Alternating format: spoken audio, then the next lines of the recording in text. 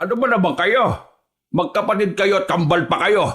Pero bakit palagi na lang kayong nag-aaway ng ganito? Kasi naman yung tao na yan Wala namang ginawa kundi ang maging perwisyo sa bahay na ito. Ano naman ba kasi ang ginawa mo, Limuel? Wala naman akong ginagawang masama. Yang si Samuel, tamang inala lang palagi yan. Sira ulo ka pala Ikaw lang ang malapit sa bag ko kanina. Tapos bigla na lang nawala yung pera ko doon. Wala namang ibang magnanakaw dito kundi ikaw lang O bakit? May ebidensya ka ba? Nakita mo kung hawak ko yung pera mo? Wala, di ba? Malamang, yung pera na yon, winaldas mo na sa sugal. Tarantado. Oh, nambibintang ka na naman. Makasabi tong nagsusugal ako wala namang patunay. Samuel, baka naman nakaligtaan mo lang at kung saan mo lang nailagay.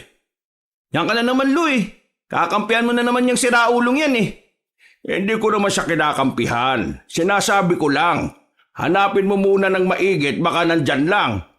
Sus, kunwari pa kayo. Pagtatakpan mo na naman yung kasama ng ugali ng isang yan. Kaya pala yung ganyan kasi alam niyang ayos lang naman sa inyo. Anong ayos lang? Kailan pa naging ayos sa akin ang pagnanakaw? Bakit? Kailan ba ako nagnakaw para maging ayos sa akin ang pagnanakaw, Samuel? Hanggat maaari, ayaw ko kayong nagkakagulo lang rito sa bahay.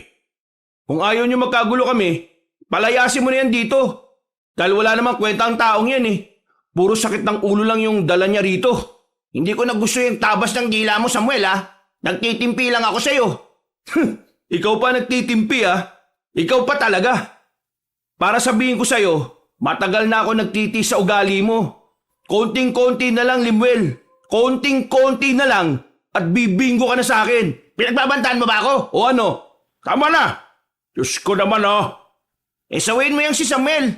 Bintang ng bintang Kala mo naman talaga, ang laki ng pera. 500 lang naman. Oh, kita mo na, Lo.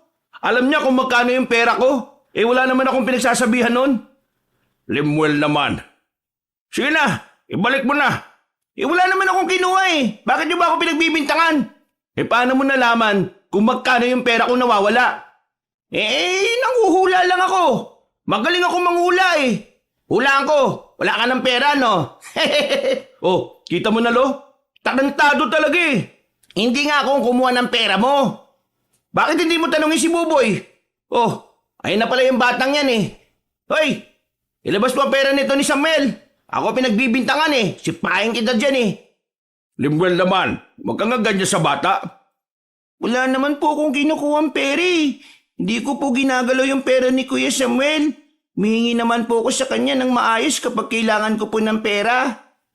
Ikaw pinasa mo pa sa bata yung kasamaan mo Kilala ko tong si Buboy. Hindi malikot ang kamay niyan. Kaya wag ka sus, kilala mo. 1 taon pa lang naman sa atin ang batang yan Paano makikilala ang batang yan ampon yan. Malay mo ba kung saan galing ang Buboy na yan? Hoy, Buboy, bumalik ka nga sa lungga mo.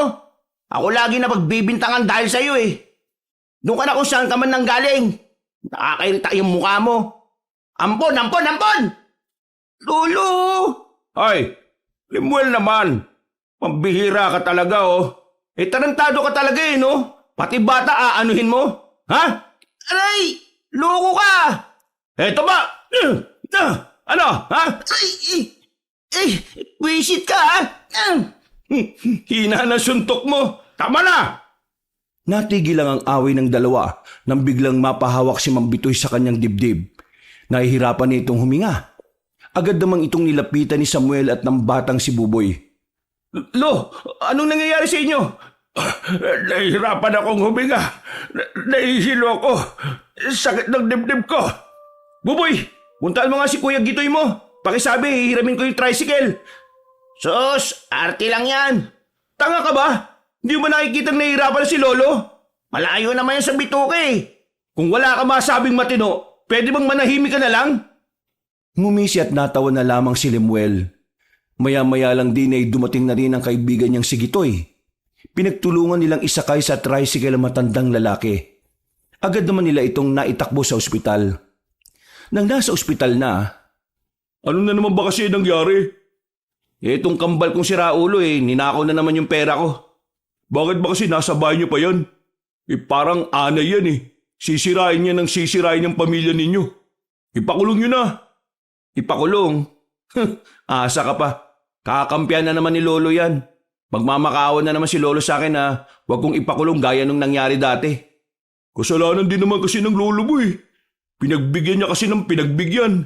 O tingnan mo ngayon, pati siya napiperwisyo. Di ko na nga rin alam ang gagawin ko eh. Kung hindi nga lang ako naaawa kay Lolo at kay Buboy, baka matagal na akong umalis sa bahay namin eh. Puro sakit ng ulo na lang yun nararanasan ko eh. Naiintindihan ko naman yung nararamdaman mo. Biruin mo, trabaho ka ng trabaho, nakaw naman ng nakaw yung kakambal mo. Ay naku, ewan ko ba? Kahit nasaan ko itago yung pera ko, nakikita pa rin ng siraulo. Kung gusto mong safe ang pera mo, ipatago mo muna sa akin. Wala rin akong tiwala sa iyo eh. Isa ka pang magastos eh. At least, hindi ko pinagsusugal. Bumuntong hininga na lamang si Samuel at saka napasandal na lamang sa gilid.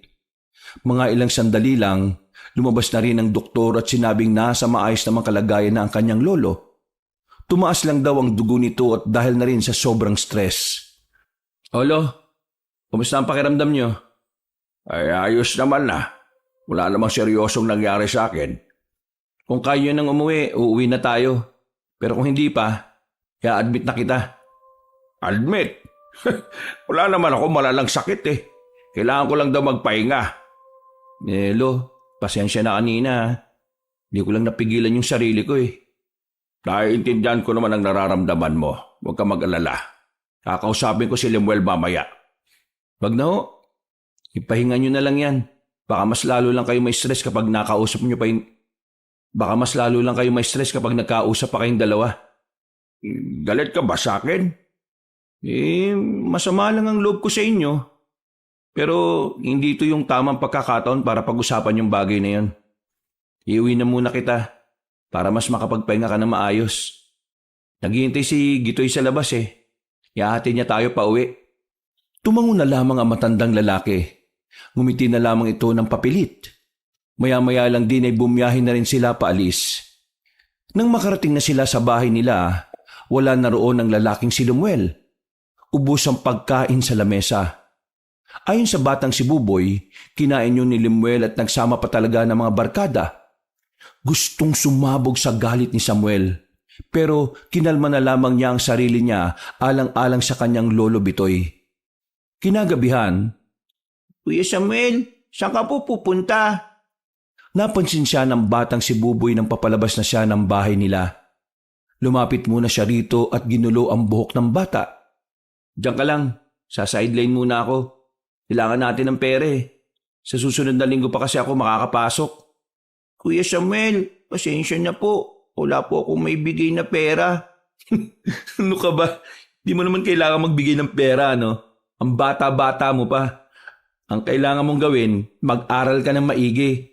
Para kapag nakapagtapos ka na, may magandang kinabukasan ka at mabibili mo lahat ng gusto mo. Paglaki ko po, tutulungan ko po kayo para makaahon po tayo sa hirap. Huwag mong isipin yan. Paglaki mo, magpundar ka para sa sarili mo. Kami, ayos lang kami. O kailangan problemahin yung problema namin, no? Matapos ang pag-uusap na yon, ay umalis na rin ang binata. Pinuntahan niya ang bahay ng kaibigan niyang si Gitoy. Isasama kasi niya ito sa pinag-e-extrahan nito. Oh, kanina ka pa ba dyan? Hindi naman, mga 10 minuto na siguro. Pasensya ka na ah.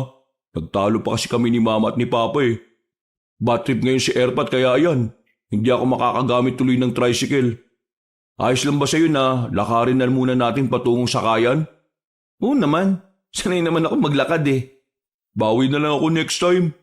Di na kailangan, ano ka ba? Para ka naman bago ng bago eh. Naglakad na lamang ang dalawa.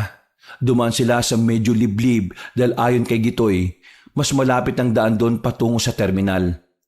Aminadong medyo kabado si Samuel kapag dumaraan siya sa mga madidilim na lugar. Kaya para mabawasan ang kanyang takot ay nag-isip na lamang siya ng kanilang pag-uusapan. Tagabantay lang ba tayo dun sa peryahan? Ano pa yung iba nating gagawin? Oo, wala namang ibang sinabi sa akin si boss eh. Ang sabi, babantayan lang natin yung mga nagtataya. May mga siraulo kasi minsan kumukubra ng panalo kahit hindi naman tumaya eh. Ganun pala yun. Kaya mo ba ng ganun trabaho? Oo naman, Madali lang naman pala eh. Medyo hindi ganun kalaki ang sahod pero kesa wala naman. Binilisan na lamang nila ang kanilang lakad. Agad na rin naman silang nakarating sa terminal. Ilang minutong biyahe lang ay nakarating na rin sila sa peryahan. Ang dami ng tao. Nang pumunta na sila sa color game, sinalubong sila ng banas na matanda. Pambihira naman Gitoy. Ano ba? Bakit ngayon ka lang? Usapan natin alas 7 Alas 8 na Mababaliw na ako kakasikaso dito. Pasensya na po, nagka-problema lang. Visit naman tong tao na to. Pasalamat ka ba nga, tinanggap kita rito kasi sabi mo kailangan mo ng sideline. Sino ba yung kasama mo? Yan na ba yung sinasabi mo makakasama mo? Opo, si Samuel po. Wala naman akong pakialam sa pangalan niya. Bilisan niyo na at marami ng tao. Visit na to. Nagmamadaling lumapit ang magkaibigan sa mga taong nagkakagulo sa color game. Hilong-hilo si Samuel noong mga sandaling yon. Habang nasa kalagitnaan siya ng trabaho, bigla na lang may sumapak sa kanya. Tumba agad si Samuel. Nakaramdam siya lalo ng hilo. Pagtingin niya, may isang lalaki na galit sa kanya. Ayon sa lalaki, kinupitan daw niya ang pera ng lalaking yon. Hindi malaman ni Samuel kung papaanong nangyari yon. Hindi naman niya kasi kilala yung lalaki.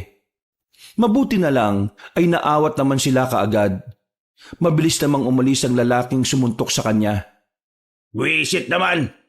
Bawin mo na nga yung kaibigan mo! Nagugulo pa itong laro ko Palaway pala yan!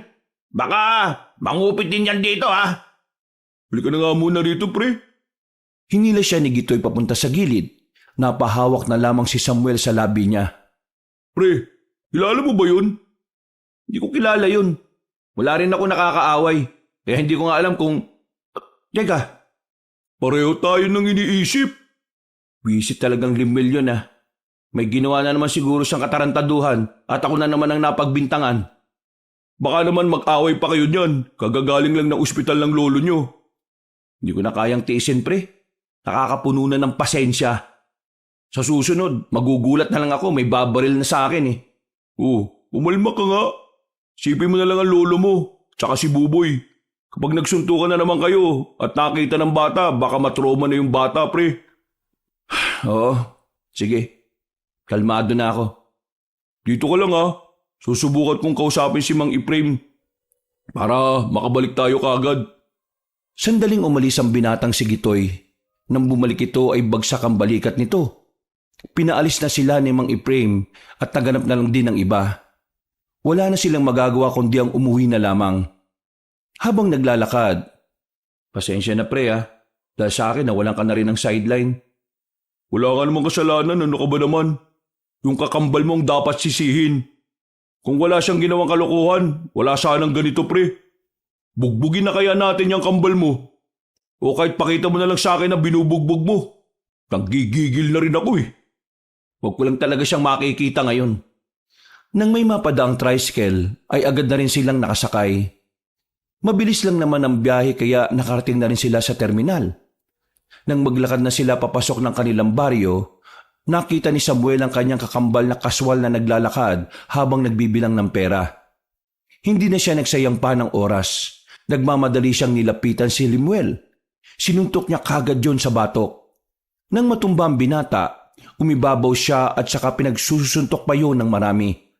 Mabuti na lang at nakakasalag pa si Limuel. Dahil kung hindi, ay baka nalamog na ang mukha nito. Sira ulo ka talagang tao ka. Dahil sa'yo, nabasag ang mukha ko kanina sa peryahan. Ha? Ano ba pinagsasabi mo? May kinupitan ka kanina sa peryahan at akong pinagbubuntungan dahil magkamukha tayo. Sige pre, gulpihin mo lang. Hindi ko kayo awatin. Dali, abang wala pa nakakakita.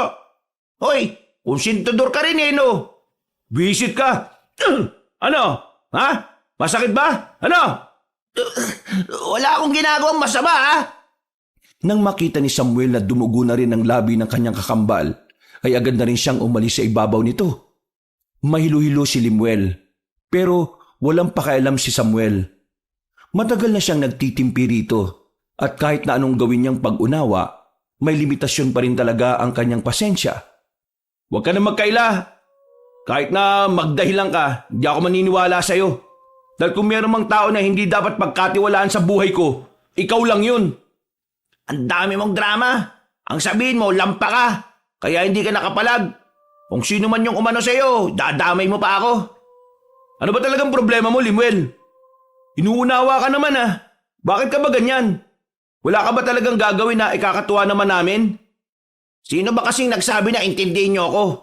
Mamuhay ka ng malaya at mamumuhay din ako. Sira ulo ka pala eh. Ako napapahamak sa tuwing may gagawin kang katarantaduhan sa buhay mo. Kaya kahit na mamuhay ako ng tahimik, masisira pa rin ang buhay ko dahil nga sa mga ikinikilos at ugali mo. Hindi ko kasalanan na kambal tayo, no? Akala mo ba gusto ko rin kambal tayo? Hindi! Bisit na bisit ako kapag may nagsasabing ikaw magaling at ako hindi. Ikaw masipag at ako tamad. Ikaw mabait at ako naman ang masama. Totoo naman eh. Lahat ng negatibong bagay nasa katawan mo. Kasi yan ang pinili mo para sa sarili mo. Kaya hindi mo masisisi ang mga tao kung ganyan ang sabihin nila. Kasi ganyan din naman ang pinapakita mo eh. Natahimik silang dalawa nang may marinig silang parang tunog ng bayawak. Nanggaling yun mula sa madilim na parte ng daan. Sa may gilid kung saan naroon ang mga halamanan. Tila natuon ang kanilang atensyon doon dahil malakas-lakas din ang narinig nila. Uy, ano yun? Tingnan mo para malapa ka. Tanong ka pa ng tanong dyan. Manahimik ka nga dyan kung ayaw mong masampal kita. Hindi na nakatiis si Samuel ng mga sandaling yon. Marana siyang naglakad. Sisilipin pa lang sana niya sa halamanan nang bigla siyang itinulak ng kanyang kakambal. Nasubsob ang mukha niya roon. Naramdaman na lamang ni Samuel na tila may humila sa kanya. Tinangka siyang dalhin sa may madilim na lugar. Ramdam niya ang mahahabang kuko. Buti na lamang ay hindi siya iniwan ni Gitoy. Nagmamadali itong sumunod sa kanya. Kumuha ang lalaking si Gitoy ng sanga at nagbanta na itatarak yon. Natakot ang nilalang at saka binitiwan si Samuel. Takot na lumabas ang dalawa sa parting yon at saka bumalik sa kalsada. Nagtitindigan ang balahibo ni Samuel. Pero nang makalis na sila roon, nabuhay na naman ang galit niya para sa kanyang kambal. Kita mo naman kung gaano katarantado, di ba? Sinong kakalma dyan? Munti ka na ako mamatay sa kung anumang nilalang yon. Pre, wala ka bang ideya kung ano yung humila sa'yo? Wala eh. Ano ba sa tingin mo? Pre, tingin ko... Ano nga? Aswang, pre. Ano? Aswang? Sigurado ka ba? Hindi ko sigurado pero di ba sabi mo kanina parang tao yung humila sa'yo? Oo, naaninagan ko eh. Katawang tao pero ang haba ng kuko. May sugat nga ako sa balikat oh. Malaki ang tsansa na aswang nga yun. Nagtitindigan pa rin ang balahibo ni Samuel hanggang sa makabalik na siya ng kanilang bahay. Panandali ang nawala ang inis niya kay Limuel. Ang tanging tumatakbo na lamang sa kanyang isipan ay ang nilalang na humila sa kanya. Hanggang kinaumagahan, iniisip niya pa rin yon. Wala siyang maayos na tulog. Nilapitan siya ng kanyang lolo nang makita ang sugat niya sa labi.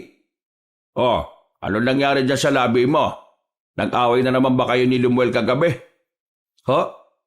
Ang sabi ko, kung anong nangyari dyan sa labi mo. Umextra kasi ako kagabi sa peryahan. Ang daming tao. Ang lilikot ng mga binatilyo sa gilid ko. Ayun, natamaan ako ng hawak na baso. Yung totoo. Oo nga, lo. Di kami nag-away ni Limuel. Kung nag-away kami, di sana lumpo yun. Nagsasabi ka ng totoo, ha? Baka naman sinasabi mo lang yan para hindi ako mag-alala. Yun nga ho ang dahilan kung bakit iniiwasan ko ng makaaway si Limuel. Ayoko na kayong may stress. Nagkakasakit ka na dahil sa amin eh. Kasalanan ko rin naman kasi. Pinalaki ko ang ulo ng kapatid mo. Nung una, naisip ko rin yan. Pero napagtanto ko na wala ka naman pala talagang kasalanan eh. Malaki na si Limuel. May sapat na isip na siya para makapag-isip para sa sarili niya. Kung ano man siya ngayon, yun dahil sa mga sarili niyang desisyon. Alam mo, kahit na kailan, napaka-maunawain mo talagang tao. Sige na, lo. Matutulog na muna ako, ha. Gisingin mo na lang ako ng bandang hapon. Oy, sige. Mukhang puyat na puyat ka kagabi eh. Napangiti na lamang si Samuel ng mga sandaling yon. Mahimbing ang tulog ni Samuel. Tuloy-tuloy ang tulog niya hanggang sa kusa na nga lang siyang magising bandang 4:00. Paglabas niya ng kanyang silid, walang tao sa bakuran nila. Pati ang lolo niya na kagagaling lang sa sakit, wala rin doon. Lumabas siya ng kanilang bakuran at kaunting lakad lang, nakita niya si Gitoy. May daladalang balde. Alam niyang pupunta yun sa ilog para mag-igib ng tubig. Oh, wala na naman bang tubig? Oo pre, nawala na naman ng tubig. Baka bukas pa raw ng umaga babalik eh. Ay sige, hintayin mo ako, sasabay na ako. Kahit kakagising lang, ay agad na kumuha ng timba si Samuel. Nagmamadali silang makarating ng ilog. Kakaunti pa lang ang taong naroon. Doon tayo sa pinakaunahan. Dito na, parehong tubig lang naman yung nandito at yung nandun eh. Mas maganda doon sa unahan para makasiguro tayong malinis yung makukuha natin. Minsan kasi may mga siraulong nasa unahan tapos iihi sa ilog. E di marumi yung makukuha natin kung dito tayo sa dulo. Sa bagay nga naman oh. Pagdating nila sa unahan, agad silang sumalok ng tubig. Pinuno nila ang tig-2 timba na kanilang daladala. Aalis na sana sila roon nang meron silang napansin na kakaiba. May mga nakita kasi silang mga kalalakihan na papasok ng kagubatan. Ang mga kalalakihan na yon ay nakasuot ng mahaba na kulay itim. Unang pumasok sa isip ng dalawa ay baka kulto ang mga yon. Nagtago na muna sila sa may gilid. Nagkanda tapon-tapon na nga ang tubig sa timba dahil sa kanilang pagmamadali. Anong tingin mo? Kulto no? Parang eh. Dito ka lang. Gagi ka. Anong gagawin mo? Titingnan ko kung anong gagawin nila. Nakakapagduda eh. Dito ka na lang. Baka mamaya may mga dalang patalim yan. Mapahama ka pa. Saglit lang to. Okay sige, sasamahan na kita. Baka mamaya ay mapaano ka pa. Maingat ang ginawa nilang pagsunod sa mga kalalakihan. Hindi naman sila nararamdaman ng mga yon. Medyo malayo-layo rin kasi sila. Hindi na nila napapansin na unti-unti na pala silang napapalayo. Sa loob ng halos 10 minutong paglalakad, tumigil na ang mga lalaki. Ang lugar kung saan naroon ang mga yon ay parang abandonadong sementeryo. Isang sementeryo na hindi naman kalakihan. Pre, sementeryo to ah. Anong gagawin nila dyan? Gusto mo ba itanong ko? Siraulo ka talaga eh, no? Ilang minuto pa nilang pinagmasdan ng mga misteryosong lalaki. Narinig nilang parang nag-uurasyon ng mga yon. Makalipas lang ang halos 5 minuto, umalis na rin ang mga kalalakihan. Dahil naman sa labis na kuryosidad, naisipan ng dalawa na lumapit mismo sa sementeryo. Pagpasok nila roon, agad nilang nilapitan ang unang puntod. Binasa nila ang nakaukit na pangalan kahit medyo burado na yon. Ang tanging malinaw lamang doon ay ang nakalagay na supremo na mga aswang. Pre, libingan yata ng mga aswang to eh. Kaya nga eh. Mukhang kailangan na natin umalis dito. Baka mamaya kung ano pa mangyari sa atin dito. Paalis na sana sila nang mapansin nilang may mga nakaalay na alahas sa harapan ng bawat puntod. Nang tingnan nyo ni Gitoy, nalaman nilang mga ginto ang mga yon. Pero kahit na may pagkakataon sila para kunin yon, hindi na lamang nila ginawa. Natatakot sila na baka balikan sila ng mga aswang sa oras na malaman ng mga yon na may kinuha sila. Nagmamadali silang makaalis doon. Nilisan nila ang abandonadong sementeryo nang walang nakakaalam na nanggaling sila roon. Kabado at tensyonado ang dalawa. Balisa sila nang makabalik na rin sa ilog. Ipagsasabi ba natin yung tungkol doon? Wag! Kapag maraming nakaalam ng libingan na yun, may tuturo na tayo ang nagsabi sa mga tao. Baka hanapin tayo ng mga aswang. Hoy sige, ilihim na lang muna natin. Nung umagang yon ay naging tahimik lamang si Samuel.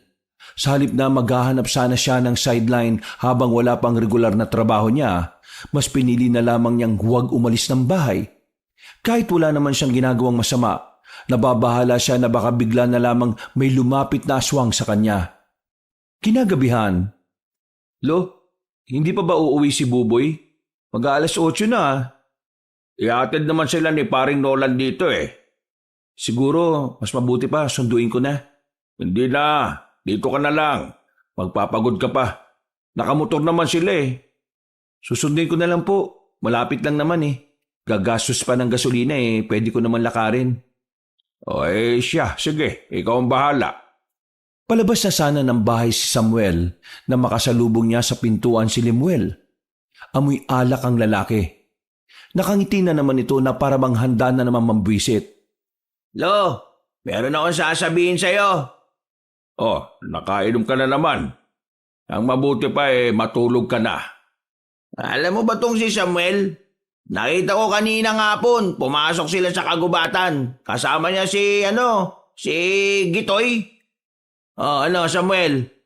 Ano bang ginawa niyo ni Gitoy sa gubat, Wala ka na ron. Huwag mo kong kausapin. Bakit? Ayaw mo sabihin. Sikreto, no? Pero uhulaan ko na lang. Siguro nag-a-addict kayong dalawa, no? Baka ikaw ang adik. Tingnan mo nga sarili mo. Ayan na naman kayo eh.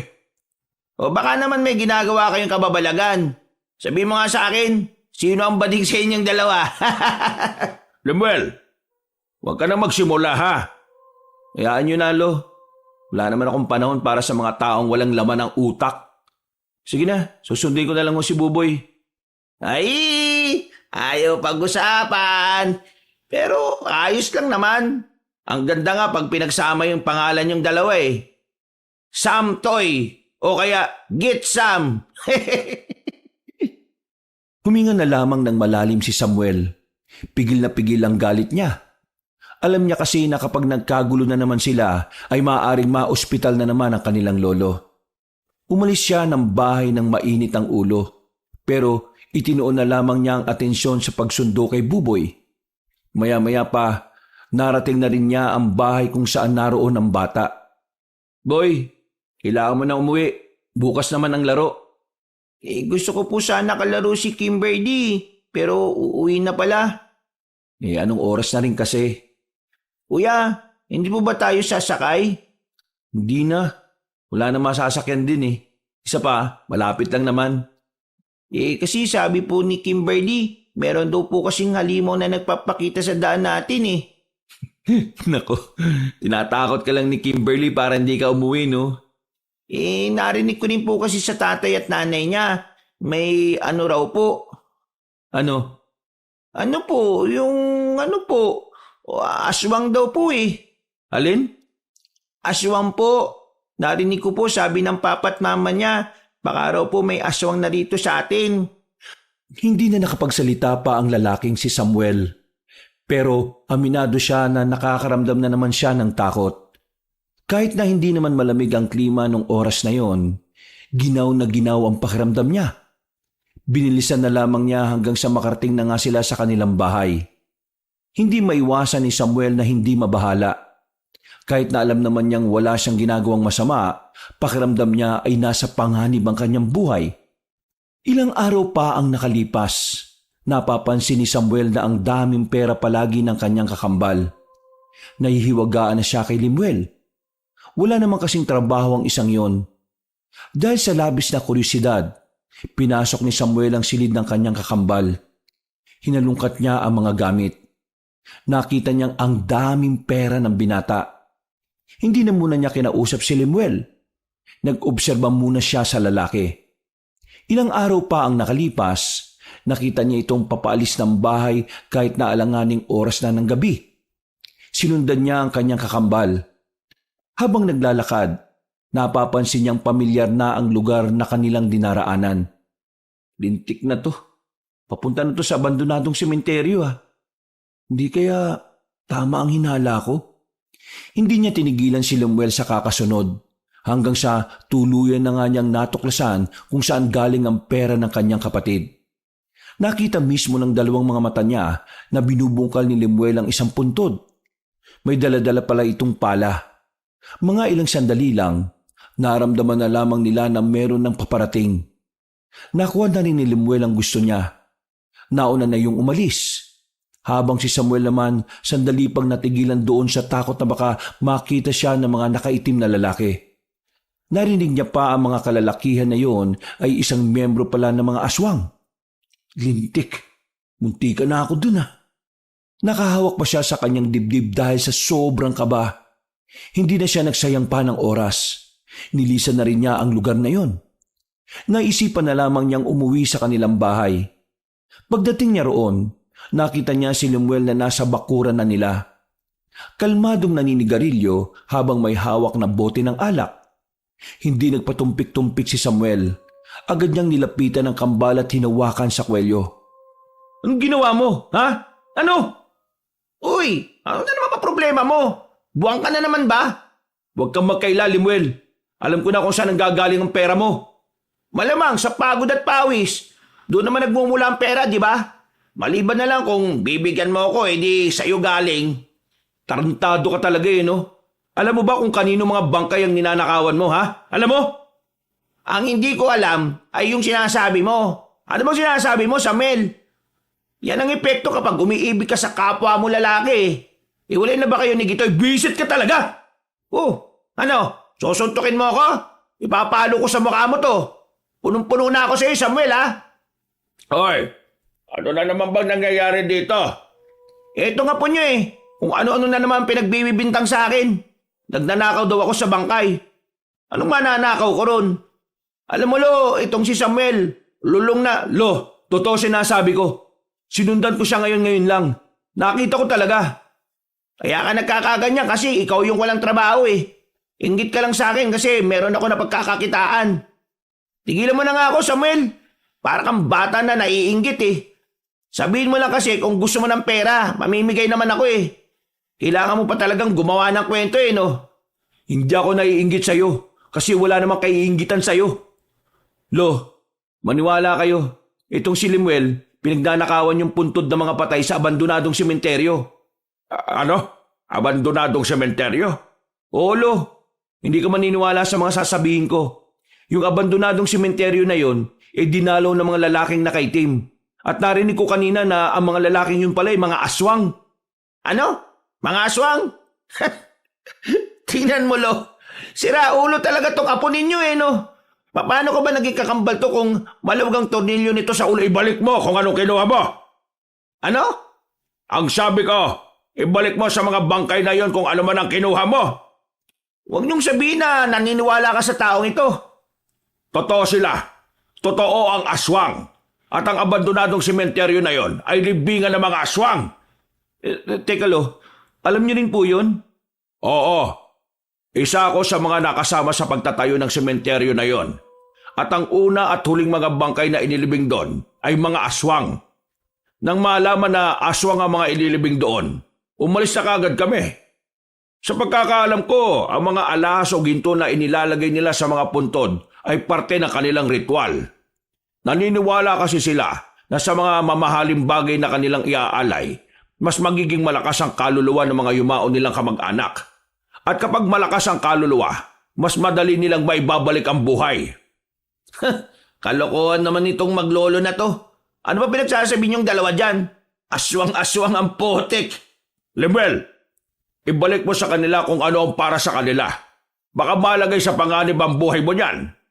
Buti nga sana kung buhay niya lang Paano kung pati ako madamay na naman? Tapos kayo ni Buboy, di ba? Di nag-iisip tong siraulong to Bakit ako mag-iisip? Kayo-kayo lang naman na nagsasabing may aswang. Hindi totoong aswang, no? Nagpapaniwala kayo dyan. Gawa-gawa lang yan ng mga taong walang pera. Si Lolo na nagsabi, totoong aswang. Mas marunong ka pa wala ka namang alam. Basta, wala akong ninakaw.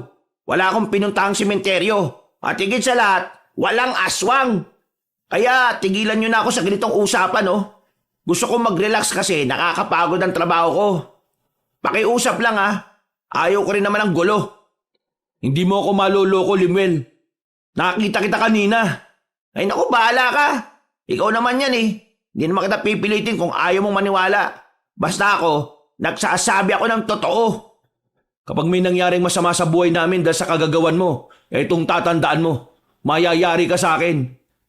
Naku, nakakatakot naman yan. O na, sabi mo Ikinalma na lamang ni Samuel ang kanyang sarili. Ayaw na rin kasi niya magdulot yun ng stress sa kanilang lolo. Pumasok na lamang si Samuel sa loob ng bahay. Uminom siya ng tubig at bumuntong hininga. Si Lemuel naman ay lumabas na naman ng bahay. Maghahanap na naman ito ng pasugalan na pwedeng pagwaldasan ng pera. Lo, naniniwala ako sa sinasabi mo kanina. Pero bakit ngayon mo lang ito sinabi sa akin? Kasi sa tingin ko hindi naman siya mahalaga. Kasi ang mga aswang naman na yun hindi naman sila nananakit. At saka ayaw ko rin naman na mabuhay kayo sa takot. Pero hindi totoong hindi sila nananakit. Nitong nakaraan, merong nilalang na humila sa akin papunta sa madilim na damuhan. Buti na lang nabawi ako ni Gitoy. Kung hindi, baka nilapa na ako.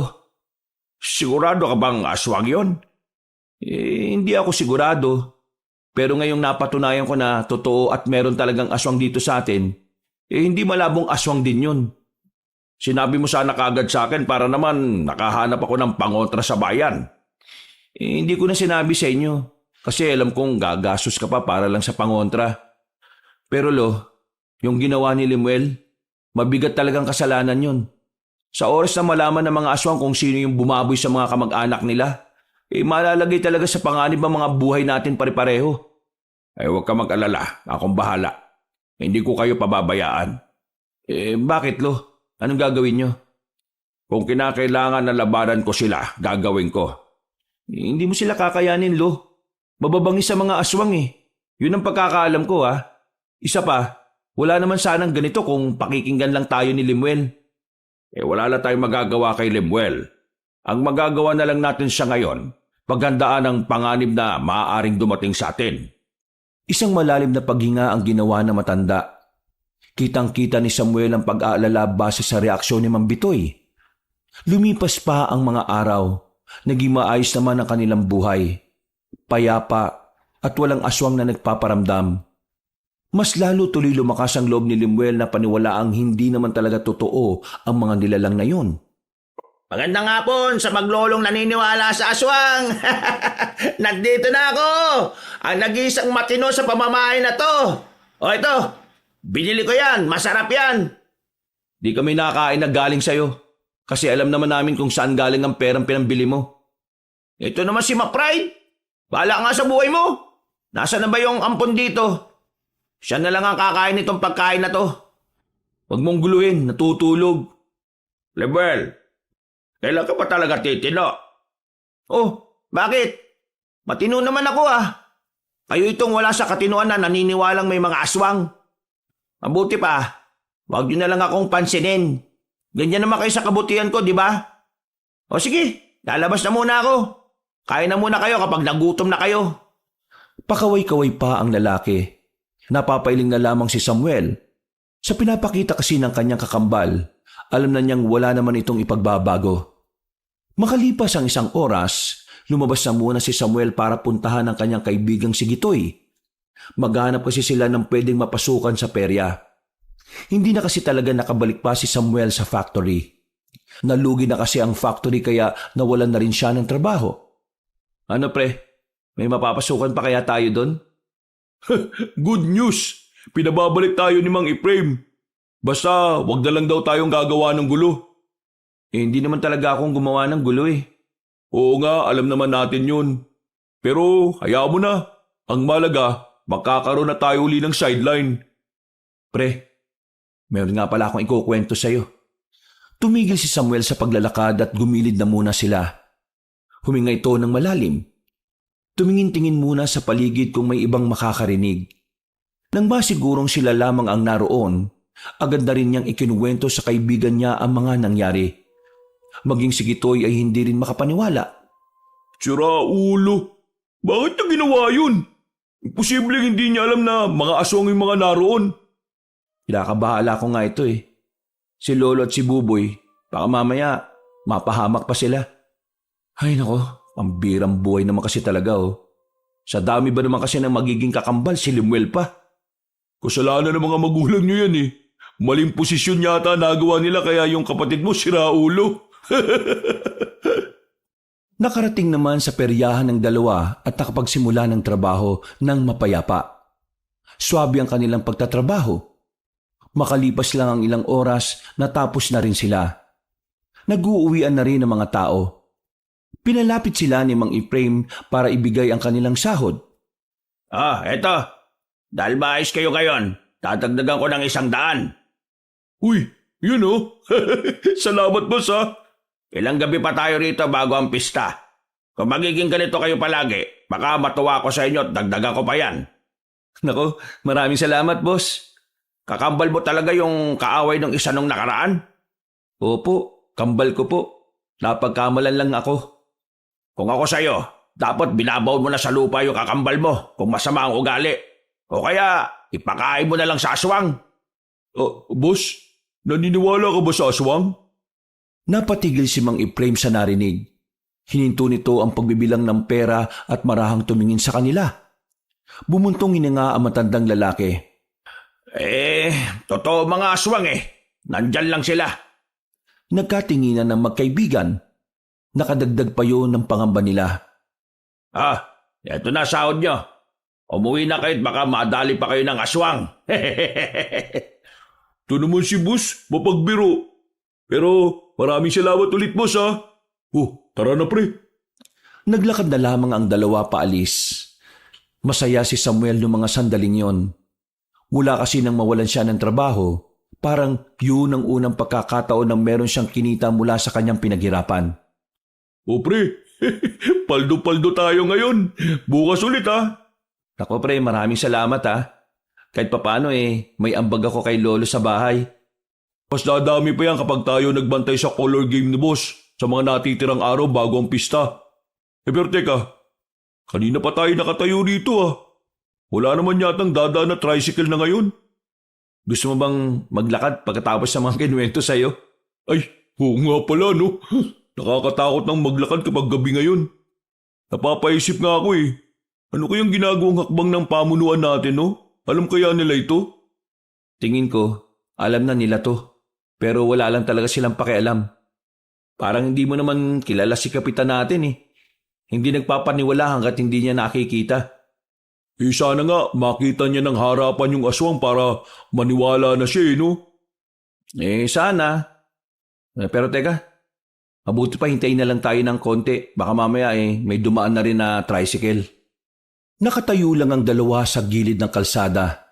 Nasa ilalim sila ng poste ng ilaw habang nagbabakasakali na merong dumaan. Hindi na nga nila napansin na 1 oras na pala sila roon.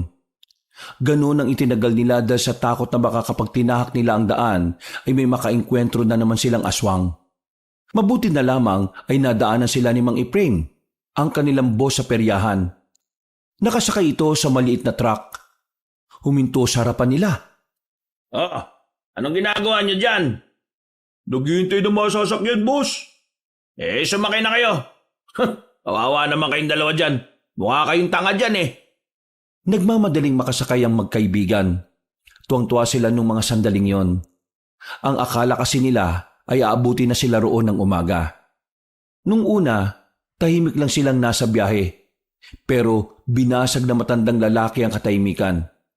Nagsisimula na naman sila. Nako! Sino pong tinutukoy niyo, boss? Sino po ba? Di mga aswang. Kung hindi nyo naitatanong, ang mga aswang ay may sementeryong pag-aari malapit dito sa atin. Kwento lang sa akin to pero hindi ko pa nakikita. Pero nung araw, talagang may aswang.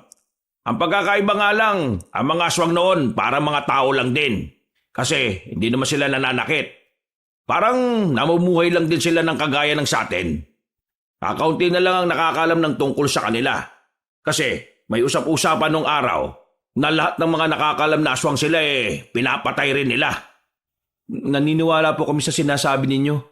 Pero pwede pong pakiayos ng pagmamaneho. Tingin lang po kayo sa dinaraanan natin. Nakikinig po kami. Baka po kasi mabangga po tayo kung lilingon kayo sa amin Tinuturo mo ba ako? Gusto mo ikaw na mag-drive Hindi naman po. Pero mabalik tayo sa usapan, Mang Efraim. Paano niyo po nasabing nagsisimula na naman sila? May narinig akong kwento-kwento kanina sa peryahan. May dalaga raw na hinila sa damuhan. Buti nakatakas pa. Hapon nung mangyari yun Kaya kitang-kita ng dalaga kung anong klase yung mukha ng nilalang. Kung dati hindi naman sila nananakit, bakit ngayon nananakit na sila? Malamang. Ibang henerasyon na siguro sila ng mga aswang. Hindi na lang nagsalita si Samuel, pero sa loob-loob niya, nabubuhay ang kakaibang kaba. Hindi niya alam kung anong mangyayari sa oras na malaman ng mga nilalang na yon kung ano ang ginagawa ng kanyang kakambal. O pre, bukas na lang ulit ha. Maraming salamat pre. Inaantok na rin kasi ako eh. Sakto ang uwi natin. Nag-appear na lamang silang dalawa at naghiwalay na rin ng landas sa isang kanto. Pagdating ni Samuel, tahimik ang paligid. Tulog na ang mga tao sa loob ng kanilang bahay. Napatingin siya sa paligid nang mapansin niyang nagbagsakan ng mga balde-balde nilang nakapatong lang sa drum. Napailing na lang siya nang akalaing si Lemuel na naman ang gumamit nito. Pumasok siya sa loob. Madaling araw na noon kaya naisip niya na mag-init na muna ng tubig bago matulog. Para paggising ng kanyang lolo ay magkakape na lamang ito. Bubuksan na sana niya ang kanilang kalan sa maliit na kusina sa bakuran pero bigla siyang nakaramdam ng kakaiba sa paligid. Ha? Sino yan? Napatanong na lang siya nang mapansin na parang may anino sa likuran ng punong bayabas. Nang wala namang sumagot, hindi niya na muna yung pinansin. Dahil sa mga kakaibang nararamdaman ay agad na muna siyang pumasok sa loob ng kanilang bahay. Sinarado niya ng maigi ang pintuan, pati na rin ang bintana. Pagsilip niya sa labas, nakita niya na parang may mga tao na sa harapan ng kanilang bakuran. Nagbubulungan. Nang makarinig naman siya ng angil, dito na niya nasiguro na noong mga sandaling yon, nasa peligro na ang kanyang buhay. Kaya naman agad niyang ginising ang kanyang lolo. Nakauwi ka na pala. Bakit ba po? Lo, kailangan na nating umalis. Ha? Bakit naman? Teka, ano bang oras na? Nangyayari na yung kinatatakutan natin. Yung mga aswang, nasa labas. Mukhang nalaman na nila na si Lemuel ang kumuha ng mga alahas nila. Ay, Diyos ko, Ginoo. Ihanda ko na mga dadali nating gamit. Huwag na kayong magdala ng gamit. Balikan na lang natin bukas. Dali na lang yung mga magagaan at importante. Sandali, gigisingin ko na si Buboy. Biglang lumabas ng kwarto ang lalaking si Lemuel. Kakagising lang nito. Pero nagtataka sa pinag-uusapan ng dalawa. Kung si Samuel lang ang tatanungin, hindi na niya isasama ang kakambal niya. Pero hindi pa rin yun matitiis ng kanyang lolo. Lemuel, sumama ka na sa amin. Nandito na yung mga aswang. Nalaman na nilang ginawa mo. Pinagsasasabi nyo. Madaling araw pa lang, lakasan ng tama nyo ah. Kung ayaw mo maniwala, sumilip ka sa bintana, siraulo ka. Agad na lumapit si Lemuel sa bintana. Pagtingin niya rito, kahit ito rin ay nagtataka. Nanlalaki ang mga matang binalikan ng kanyang lolo. Lo, sino yung mga yun? Bakit ang hahaba ng mga kuko nila tapos ang papangit na muka? Yun nga sinasabi namin sa'yo. Mga aswang sila. Nandito dahil sa'yo. Napalunok ng laway si Lemuel. Ang dating pilosopo at maangas na pag-uugali ay tila naging seryoso sa mga sandaling yon. Sumama ka na sa amin. Hindi ka pwedeng maiwan mag-isa rito dahil ikaw mismo ang kailangan nila. Hindi. Lalabanan ko yung mga yan. Takot kayo dyan? Hindi mo sila kakayanin. Ako na nagsasabi sa'yo, makinig ka na lang. Huwag na natin pilitin yan. Kung gusto niyang mamatay, edi sige. Basta tayo nila Buboy ang mahalaga. Agad na inasikaso ni Samuel ang batang si Buboy. Sa uli, nagdesisyon na lang din si Lemuel na sumama sa kanila. Dahil nasa harapan ng kanilang bakuran ng mga aswang, dumaan na lamang sila sa bandang likuran. Maingat silang naglakad papunta roon. Ang kaso nga lang, tumunog ang cellphone ni Lemuel kahit hindi pa sila nakakalayo. Dahil sa tunog na yon, napukaw nila ang atensyon ng mga aswang. Sa halip na hindi malalaman na papalis na sila sa likuran, natunugan tuloy ng mga aswang. Nako, kahit nakilan talaga pahamak ang visit kayo, no? Uy, di ko kasalanan na may cellphone ako. Teka, wala no? Hindi yun ang punto. Pinatay mo na sana muna. Wag na kayong mag-away. Nasa alanganin na nga buhay natin nag-aaway pa kayo. Lolo, nakikita ko na po sila. Nakasunod na po sila sa atin. Lalo silang kinabahan nang makitang binubuntutan na sila ng mga aswang. Hindi nila alam kung saan sila patungo ng mga sandaling yon. Ang alam lang nila ay kailangan nilang malagpasan ng gubat na kanilang dinaraanan para makarating sa terminal. na kung saan ay inaasahan nilang maraming tao. Pero hindi umaayon sa kanila ang sitwasyon. Sa halip na makarating sila ay lalo pa yata silang napalayo. Lo, saan na ba to? Mukhang na iba ang direksyon natin, Diyos ko. Diretsyon nyo na lang yan. Lo, kaya mo bang buhatin si Buboy? Ako nang hahawak ng itak. Sige, kaya ko naman. Ipinasa ni Samuel ang bata sa matanda. Habang tumatakbo sila, palingon-lingon pa ang binata sa likuran. Baigpit ang hawak niya sa itak.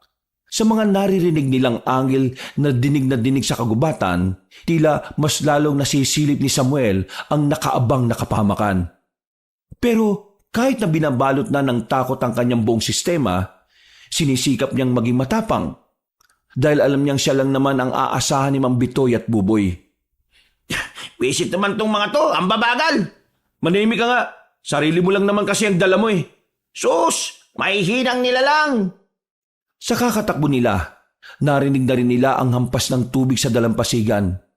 Ang pag-asa na lamang nila ay ang mga bangkero na naroon. Madaling-madali silang tumakbo. Natanaw nila na mayroong bangkero na naroon. Isa na lang din ang bangka na maaring magamit dahil madaling araw na yon. Lalapit na sana sila pero natigilan sila nang marinig na may malakas na angil malapit sa kinalalagyan nila. Teka, magtago na muna tayo. Palagpasin na muna natin. Walang mag-iingay. Umupo na muna sila sa gilid. Habang inihintay nilang makalagpas ang aswang, bigla na lamang tumakbo si Lemuel patungo sa dalampasigan. Nauna na itong lumapit sa bangkero. At kahit na gusto mang sumunod nila Samuel, hindi nila magawa dahil sumaktong may iba pang aswang na nasa harapan ng pinagtataguan nila.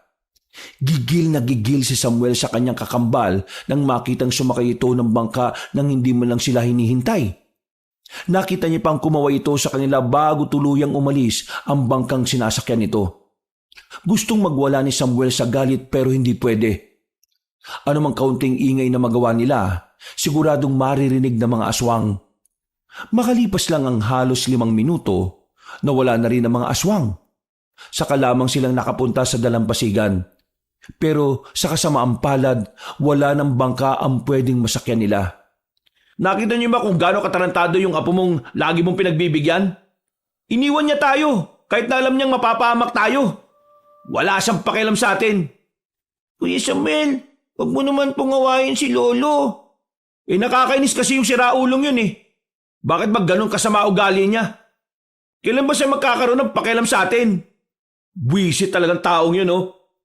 Wala namang magagawa ang galit natin. Ang mabuti pa, humanap na lang tayo ng ibang paraan. Naglakad-lakad sila sa dalampasigan hanggang sa marating na nila ang kabahayan. Kinatok-katok nila ang mga yun. Nakiusap na kung maaaring makigamit ng bangka. Pero wala ni isa sa mga yon ang pumayag. Meron pang ibang nagalit dahil nakabulabog sila ng natutulog. Maya-maya pa, nakita na nila ang mga aswang. Tila nalalaman ng mga yon kung nasan sila base sa amoy ng dugo ni Mang Bitoy. Nakatapa kasi ito ng bubog, kaya mas lalo tuloy silang bumagal. Sige na, mauna na kayo ni Boboy. Hindi pwede yung sinasabi niyo, Lo. Sabay-sabay tayong makakaligtas dito. Inakay ni Samuel ang matanda. Papasok na sila ulit ng kagubatan. Nakahinga sila ng maluwag nang meron silang nakitang bahay roon.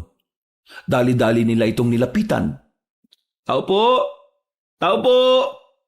Oh, sino kayo? Pasensya na sa abala, iha. Pero pwede mo ba kaming matulungan? Bakit po? Ano po bang nangyayari sa inyo? Paano niyo nalaman ang bahay ko? May tinatakasan kasi kami. Nadaanan namin ang bahay ninyo. Kaya nagbabakasakali kami. Anong tinatakasan niyo? Mga aswang. Kaya pakiusap, kung pwede lang papasukin niyo muna kami. Kapag nakita nila kami, baka hindi na kami makaligtas. Sige. Pasok kayo. Bakas din sa mukha ng babae ang pag-aalala na kahit hindi naman nila ito kilala, ramdam ni Samuel ang malasakit nito. Hindi gaya ni Lemuel na sarili lang ang iniisip. Hindi ko alam kung maniniwala ako sa aswang na sinasabi niyo pero dito na muna kayo. Pasensya na pero may panggamot ba kayo sa sugat? Kailangan kasi matigil yung pagdurugo ng sugat ni Lolo eh. Sige meron. Sandali lang. Kahit na papaano, nakahinga na rin ng maluwag si Samuel. Maya-maya lang ay nagamot na rin naman niya ang paa ni Mang Bitoy. Napigilan na rin ang pagdurugo nito. Nako, maraming salamat talaga, Iha ha. Kung hindi dahil sa iyo, baka namatay na kami. Wala po yun. Pasensya na rin po kayo sa reaksyon ko kanina. Nagulat lang talaga ako. Ito kasi yung unang pagkakataon na may nagpunta rito para humingi ng tulong eh. Hindi ka ba natatakot dito sa gubat? Mag-isa lang tong bahay na nandito sa gubat. Natatakot din. Lalo na't mag-isa lang naman ako rito. Pero kasi hindi ko magawang abandonhin ang bahay na ito eh. Pamana kasi sa akin to ng lola ko nung nabubuhay pa siya. Noon daw kasi maraming bahay rito. Pero nung tubagal, ito na lang ang natira.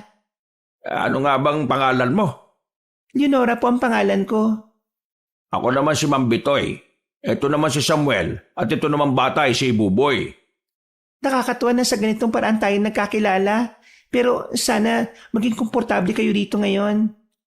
Huwag ka mag-alala. Bukas ng umaga aalis din naman kagad kami. Kailangan lang namin masiguro na wala nang aswang sa paligid. Ano ba talaga ang mga aswang na yan? Mga mababangi silang nilalang. Pumapatay at kumakain sila ng tao eh. Bakit nila kayo hinahabol? May siraulo kasi akong kambal na may ginawang masama sa kanila. Ngayon, damay-damay na kami. Noong mga sandaling yun ay gumaan na rin ang pakiramdam ni Samuel kahit na papaano. Nahihiyaman sila sa babae ay kinailangan na lang din nilang kapalan ng kanilang muka. Kaligtasan nila ang nakataya roon kaya wala na silang pakialam sa kahihiyan. Kalahating oras na lang, sasapit na ang 5:00 na madaling araw. Hindi makatulog ang binatang si Samuel habang ang kanyang lolo naman at si Buboy nakaidlip na sa papag. Ang tanging gising na lamang sa oras na yon ay ang babae at siya. Samuel, pwede mo ba akong tulungan magsibak ng kahoy? Siguro naman wala na mga aswang kasi malapit na mag-umaga. Oo sige. Wala namang problema. Lumabas silang dalawa. Hinanap nila ang palakol pero wala silang makita. Yung ita ko na lang, nasa loob pala. Ako na ang kukuha, dito ka na lang. Ngumiti na lamang sa kanya ang babaeng si Leonora at naglakad na rin papasok ng bahay. Mga 1 minuto lang, narinig niyang may malakas na kumalabog sa loob. Kasunod nito ay ang boses ng kanyang lolo Bitoy na sumisigaw. Samuel! Nagmamadaling pumasok si Samuel sa bahay. Nadatnan niyang yakap-yakap ni Mang Bitoy ang babae. Napansin din niyang halimaw na ang itsura ni Leonora. Habang si Mang Bitoy naman ay bumpuwersang pinipigilan si Leonora wag lamang makalapit sa bata. Hindi nito pinakakawalan sa yakap ang babae. Kakainin niya si Buboy! Tumakas na kayo! Pero lo, sige na! Mamamatay din kayong dalawa kung hindi kayo makakaalis! Lolo, paano po kayo? Sige na! Hanggat kaya ko pang higpitan ang yakap na to sa kanya! Naiiyak na lamang si Samuel nang kunin niya ang batang lalaki. Kahit labag sa kanyang kalooban na iwan ng kanyang lolo, kailangan niya yung gawin para makaligtas sila at para hindi rin masayang ang sakripisyo na ginawa nito. Habang papalayo sila, narinig pa niyang sumisigaw ang kanyang lolo. Parang dinudurog ang kanyang puso. Hindi niya mapigilan ang kanyang mga luha. Iyak lang siya ng iyak. Sa bilis ng kanyang takbo, agad silang nakalayo sa bahay na yon. Inabot na sila ng umaga. Nakahinga na rin ng maluwag si Samuel nang may makita na siyang ibang tao na naglalakad. Tulala ang binata, habang si Buboy naman ay nakahawak lang sa kanyang kamay. Kuya, kawawa naman po si Lolo. Balikan po natin si Lolo. Ayoko pong mawala si Lolo. Buboy, kailangan na natin makausad. Wala tayong kasiguraduhan kung nakaligtas si Lolo o hindi. Mapapahamak tayo kapag bumalik pa tayo ron. Hindi ko po kaya wala si Lolo eh. Iyak po ako palagi. Hinawakan ni Samuel ang magkabilang pisngi ni Buboy. Ngumiti ito ng papilit pero nangingilid na rin ang mga luha niya. Buboy, ipagdasal na lang natin na sana ayos lang si Lolo. Sa ngayon, kailangan natin makabalik sa atin at makakuha ng mga gamit natin kasi hindi na natapos ni Samuel ang kanyang sasabihin nang biglang may tumuklaw na ahas sa paa niya. Pagtingin niya, nakita niya ang kulay berdeng ahas. Agad na nakaramdam ng pagkahilo ang binata. Hindi nagtagal, natumba na rin siya. Mabuti na lamang ay may mga taong naroon. Tinulungan ng mga yon si Samuel na dalhin sa gilid. Agad na tumawag ng ambulansya ang mga yon matapos bugawin ng ahas. Hindi na alam ni Samuel ang mga sumunod na nangyari. Ang huli niya na lang narinig ay ang boses ni Buboy na paulit-ulit siyang tinatawag.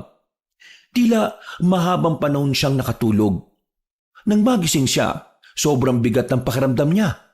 Nasa loob na siya ng puting silid. Walang katao-tao sa ibang kama. Napansin niya na nasa gilid pala niya si Gitoy at ang bata namang si Buboy ay tulog sa kabilang kama. Pre, kumusta ang pakiramdam mo? Ayos ka na ba? Medyo mabigat ang pakiramdam ko. Pero si Buboy, kumusta? Ayos lang ba? Oo, ayos lang naman siya. Napagod na kakayak. Kawawa naman eh. Pre, nakwento na sa akin ni Buboy yung nangyari kay Mang Bitoy. Nandito lang ako pre kapag kailangan mo ko. Nang maalala ni Samuel ang kanyang lolo, nakaramdam na naman siya ng kalungkutan. Hindi pa rin niya matanggap na sa isang iglap lang mawawala si Mang Bitoy. Hindi siya makapaniwala na magagawa silang linlangin ng isang aswang. Buong akala niya kasi normal na tao lang ang babaeng si Leonora. Ay, sorry pre. Hindi ko na pala dapat binanggit. Hindi, ayos lang naman. Pero pre, nakakabigla itong mga pangyayari. Naguguluhan pa rin ako pre. Sabi lang sa akin, wala na si Mang Bitoy at kinain daw ng aswang. Pero ano ba nangyari tumantong kayo sa ganun? Nang umuwi tayo ng madaling araw, may nararamdaman akong naaligid sa bahay namin. Pagtingin ko sa labas, may mga aswang. Nalaman na yata nila yung ginawa ni Limuel eh. Kaya umalis kami ng bahay. Hindi na sana kami mahahabol kaso itong tarantado kong kakambal, tumunog yung cellphone. Kaya dahil doon, nasundan kami. Takbo lang kami ng takbo. Hanggang sa makarating na kami malapit sa dalampasigan. Ang layo na nang narating namin. Makakatakas naman na sana kami. Pero inunahan kami ni Limuel sa bangka. Pinaandar niya yung bangka nang hindi kami kasama. Habang tinatakasan naman namin yung mga aswang, nakilala naman namin si Leonora. Akala namin tao. Isa rin palang aswang. Munti ka na niyang sakmalin si Buboy pero niyakap ni Lolo yung aswang. Tapos, yun na. Pinaalis na niya kami. Yun ang gusto niya eh. Kasi mapapahama kaming lahat kapag nanatili pa kami ron. Sinakripisyo niya yung buhay niya. Alam mo, kaya namin yun eh. Isang aswang lang yun eh. Sadyang pinangunaan lang talaga ako ng takot kaya sinunod ko kagad si Lolo. Ikaw talaga. Wala kang kasalanan dun, pre. Tama lang naman ang ginawa mo para makasiguro sa kaligtasan ni Buboy. Pre, papatayin ko si Limuel. Dahil sa kanya kaya nawala si Lolo eh. Kung hindi niya sinolo yung bangka, kung hindi niya kami iniwan, hindi sana mawawala ang lolo namin. Naintindihan ko yung nararamdaman mo, pre. Pero mas mainam siguro kung ang pagtuunan mo muna ng pansin ay si Buboy. Kasi pre, kailangan na kailangan niya ng kasama. Sobrang takot na takot siya kanina habang inaasikaso ka rito. Kala niya pati ikaw mawawala na eh. Wisit din kasing ahas yun eh. Nakita ko, King Cobra yung tumuklaw sa akin, pre. Dito sa kaliwang... Ha? Teka, bakit parang nawala yung kagat sa akin dito? Aba, oo nga no. Ano nangyari? Tapos ang gaan ng pakiramdam ko bigla. Tingnan mo, parang ang gaan din ng kamao ko. Susubukan sana ni Samuel na tumayo. Pero bigla na lang sumakit ang ulo niya. Biglang lumakas ang kanyang mga pandama. Lalong-lalo na ang kanyang pandinig. Ang dami niyang naririnig sa paligid. Parang lahat yata ng nasa ospital ay naririnig na niya. Oo pre, anong problema? Hindi ko alam pre. Ang dami kong naririnig. Pre, yung ano mo, yung mata mo. Ha? Bakit? Humarap ang binata sa salamin. Nakita niya roon na kulay berde ang kanyang mga mata. Parang mata ng isang ahas. Nagtaka siya, kinabahan, nawindang at parang natutuliro na rin sa dami ng mga ingay na kanyang naririnig. Pero kalaunan lang din, nakontrol na rin niya ang mga pandaman niya. Para bang may kung anong bagay ang nagturo sa kanya kung papaano yun imamanipula. Tingin ko, may kakaibang nangyayari sa akin nang tuklawin ako ng King Cobra. Ibig mo sabihin, Magiging ahas ka na rin? Hindi.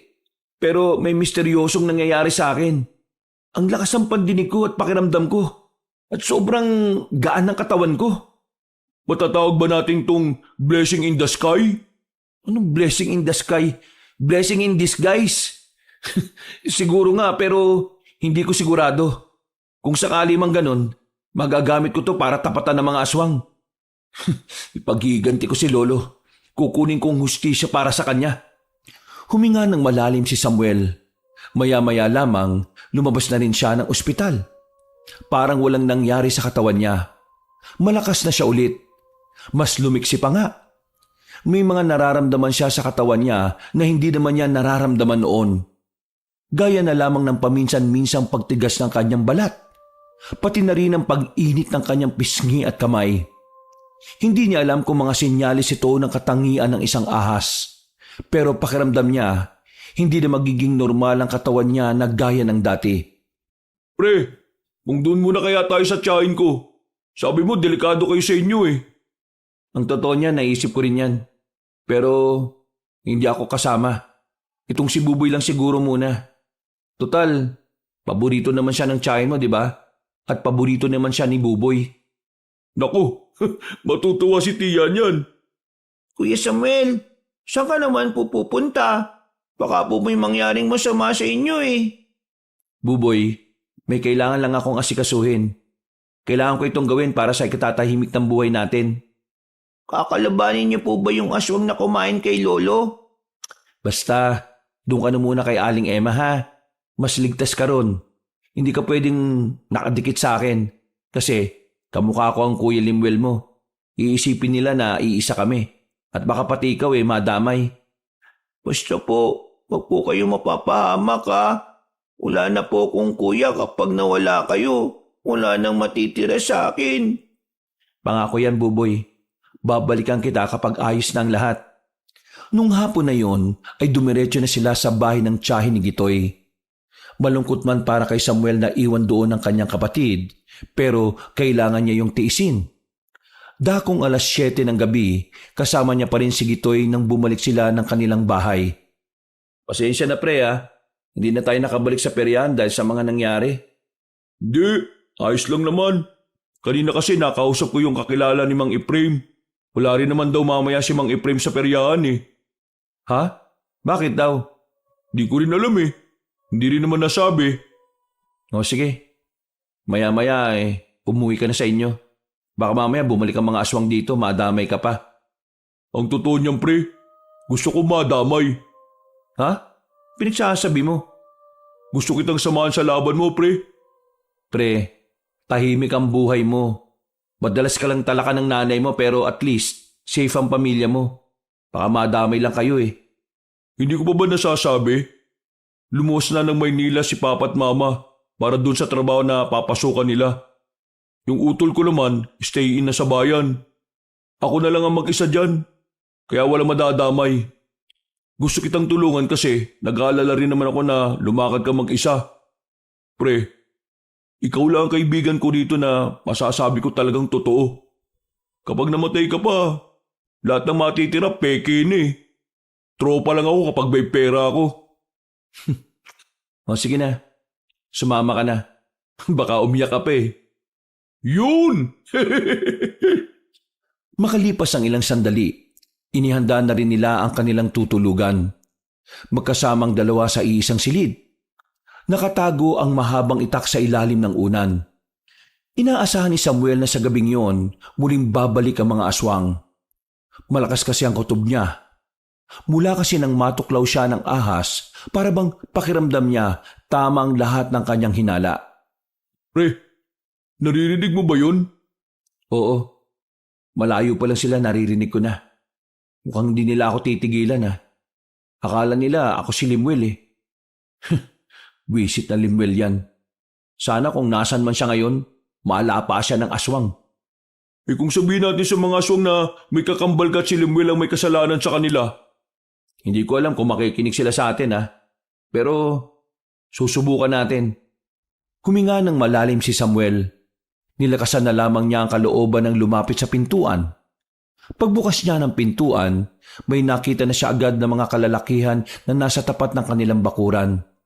Nag-iisa lamang ang babaeng naroon. Yun ay walang iba kundi ang babaeng si Leonora. Makinig kayo sa akin mga aswang! Hindi ako ang taong kumuha ng mga alahas sa libingan ninyo. Meron akong kakambal na si Raulo eh. Siya ang may kasalanan sa inyo at hindi ako. Tingin mo ba malinin lang mo ko?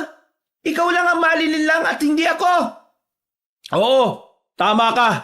Nalinlang mo ko. Napaniwala mo kami na normal na tao ka lang. Masyado kami nagpadala sa pagiging maamo na mukha mo. Ano, masaya ka na ba? At nakain mo ang lolo ko? Nakain? Sino nagsabi na kakainin ko? Matandang yon. Makunat na yon. Kung ganon, nasaan ang lolo ko? Kung iniisip mong nakatakas siya, nagkakamali ka. Nasa pugad siya ng mga aswang. At anumang araw ngayong linggo, gagawin na rin siyang kagaya namin. Kaya kung ano man ang kinuha mo sa puntod ng mga ninuno namin, ibalik mo na. Baka sakaling magbago ang isip ng mayora naming mga aswang. Sinabi ko na nga sa inyong hindi ako yun eh. Kung gusto nyo ng katunayan, pwede ko naman. Wala kaming tiwala sa mga tao. Kaya kahit anong tanggi mo, wala kayong mapapala. Hindi mo malilinlang ang mga magagaling na manlilinlang. Madali lang naman ang usapan. Ibalik mo ang kinuha mo sa mga ninuno namin at aalis kami ng payapa. Walang masasaktan, walang mamamatay. Hindi ka ba nakakaintindi? Wala nga sa akin ang hinahanap nyo. Hanapin nyo sa kamukha ko. Kung wala kang may bibigay ngayon, bahala ka. Mapipilitan kaming paslangin ka para pagbayaran ang ginawa mong pambabastos sa puntod ng mga ninuno namin. Sa puntong ito, naramdaman na ni Samuel ang kaba. Alam niyang hindi na mapipigilan ng mga aswang. Hindi niya alam ang kanyang gagawin. Ngayong hindi umubra ang maayos na usapan, wala na siyang nakikitang ibang paraan para harapin ang mga yon. Patayin niyo na ang isang yan! Sabay-sabay na lumapit ang mga aswang. Sa hindi inaasahang pagkakataon, bigla na lamang nagbago ang kulay ng mga mata ni Samuel. Naramdaman niyang humaba ang kanyang mga kuko. Paghawak naman niya ng kanyang pisngi, naramdaman niyang parang may kakaunting kaliskis doon. Mabilis niyang nailaga ng mga aswang. Parang kalkulado niya ang galaw ng mga yon. Na mga sandaling yon, maging siya ay namamangha rin sa kanyang sarili. Pero aminado siya na gustong-gusto niya ang bagong bersyon niya. Hindi normal, pero alam niyang malaki ang may tutulong nito para sa kanya at sa nakararami. Nagawang palaga ni Samuel ang mga aswang. Sugutan ang mga nilalang dahil sa mahahabang kuko ng binata. Maya-maya lang, napansin ng aswang na si Leonora na parabang tagilid sila sa laban na yon. Ikinagulat din kasi nito ang pinakita ni Samuel, bagay na hindi nito inaasahan. Anong klaseng nilalang ka? Hindi ko rin alam. Tanungin mo yung King Cobra. Akmang aatake pa sana si Samuel pero agad-agad na ring umalis ang mga yon. Hindi na niya sinundan pa ang mga aswang. Ang mahalaga na lang para sa kanya ay ang kanilang kaligtasan. Pre, wala na sila. Pasensya ka na pre ah. Nabigla din ako, wala akong nagawa. Wala yun. Ang mahalaga, walang nasaktan. Huwag ka mag-alala. Magpa-practice na ako sa pagpatay ng mga salot na yun. Pre, buhay pa daw si Lolo. Kailangan ko siyang mailigtas sa lalong madaling panahon. Kasama mo ako dyan, pre. Lumipas ang gabing yon na wala nang nangyaring masama sa kanila. Kinaumagahan naman, kumalat ang chismis na may mga aswang na dumating sa kanilang baryo. Mabuti na lamang ay walang nakakita sa ginawa ni Samuel. Ilang araw pa ang nagdaan, walang nagparamdam na aswang. Walang kahit na anong bakas ang nakita sa kanilang lugar. Kutob ni Samuel, pinaghahandaan din siya ng mga nilalang. Samantala, kahit ilang araw na ang dumaan, nanatili pa rin positibo si Samuel na buhay pa ang kanyang lolo. Nagtitiwala siya sa kanyang pakiramdam. Parte kasi ng kanyang abilidad ay ang pagkakaroon ng tamang hinala. Sigurado ka bang may dadaan na aswang dito? Oo, ramdam na ramdam ko. Maghintay pa tayo ng kaunti. Handang-handa silang dalawa, lalo na si Gitoy na talagang hinasa pa ang itak para lamang sa oras na yun. Nakatago lamang sila sa likuran ng malaking puno. Hindi nagtagal, naramdaman na rin ni Samuel ang presensya ng mga aswang. Sumenyas na siya kay Gitoy. Mga ilang sandali lang, Ngayon na! lumabas ang dalawa. Sinamantala nilang kampante ang mga aswang. Pinagtatataga ni Gitoy ang mga yon, habang si Samuel naman ay mabilis na pinagkakakalmot ang mga yon. Dahil sa pagiging matagumpay ng kanilang pananambang, napuksa nila kaagad ang mga yon. Pero meron isang aswang na hindi gaanong pinuruhan ni Samuel. Kailangan niya kasing malaman kung nasaan ang kuta ng mga aswang. Nasabi naman ng lalaking aswang ang direksyon kung paano makakarating doon. Kaso hindi na nila yun natanong pa ng ibang bagay nang bigla na itong mamatay at bumula ang bibig. Pati na rin ang ibang aswang na kinalmot ni Samuel. Bumula rin ang bibig at nagkulay ubi ang labi. Pre, mukhang may kamandag yata yung kuko mo ah. Angas pre, sobrang angas mo. Hindi ko inakala na magkakaroon ako ng kaibigan na kagaya mo. Hindi pa tayo tapos magdiwang pre. Nagsisimula pa lang. Wag muna tayo magdiwang pre. Nagsisimula pa lang tayo. Kaya mo pa ba?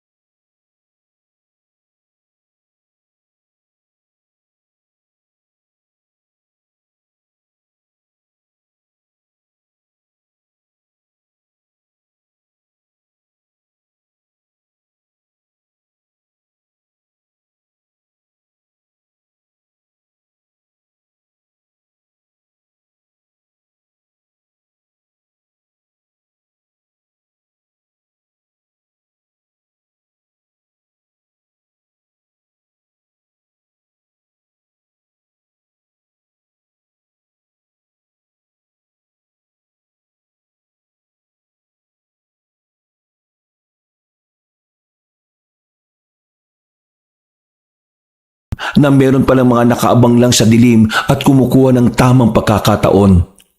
Nagulat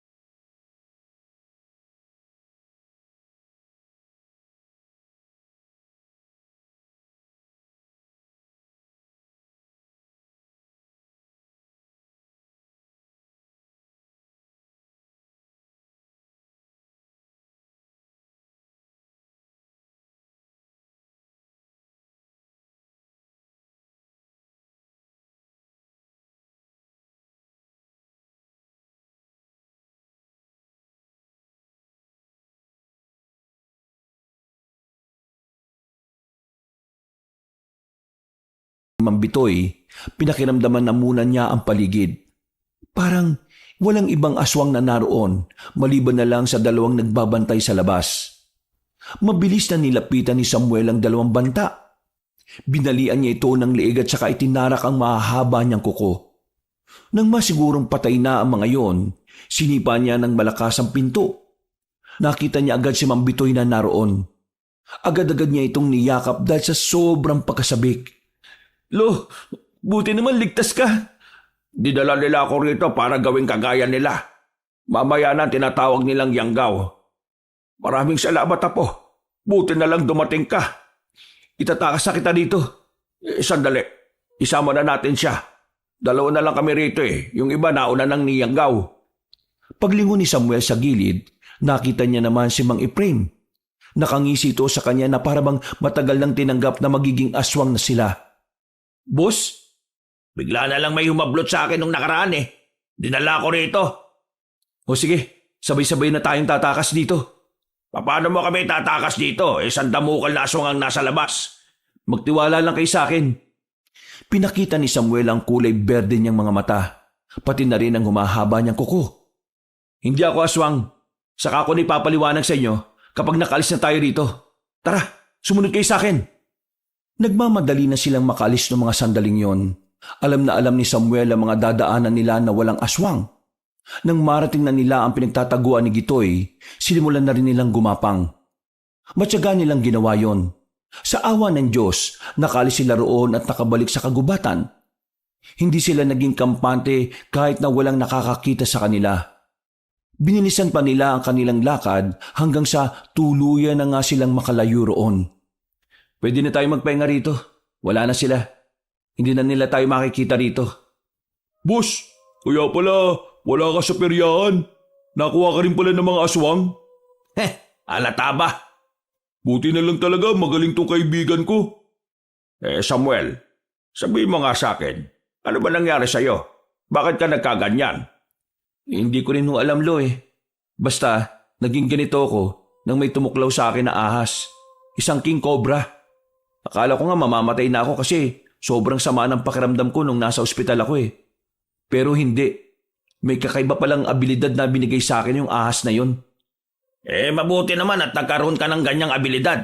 Kasi sa totoo lang, mahirap talunin yung pinuno nila. Kilala niyo po kung sino yung pinuno nila? Kilala? Malamang hindi. Pero sa ilang araw na namin dito, narinig namin na yung matandang babayang pinuno nila. Ano ang pangalan nun, pre? Pelya. O mas kilala sa pangalang Pelyana. Yun ang narinig ko. Balak nilang magparami. Kumukuha sila ng mga tao para lumaki ang bilang nila. Kaya kahit na nangyari man yung pagnanakaw ni Lumuel sa puntod nila, kahit hindi niya ginawa yun mag-aasik pa rin talaga yung mga aswang na yan. Lo, kung hindi niya ginawa yun, hindi sana malalagay ang buhay natin sa panganib. Wala rin pinagkaiba. Yan na naman kayo eh. Nilagay niya na nga sa alanganin yung buhay niyo, tapos siya pa rin ang iniisip niyo. Di naman sa ganon. Pasensya ka na.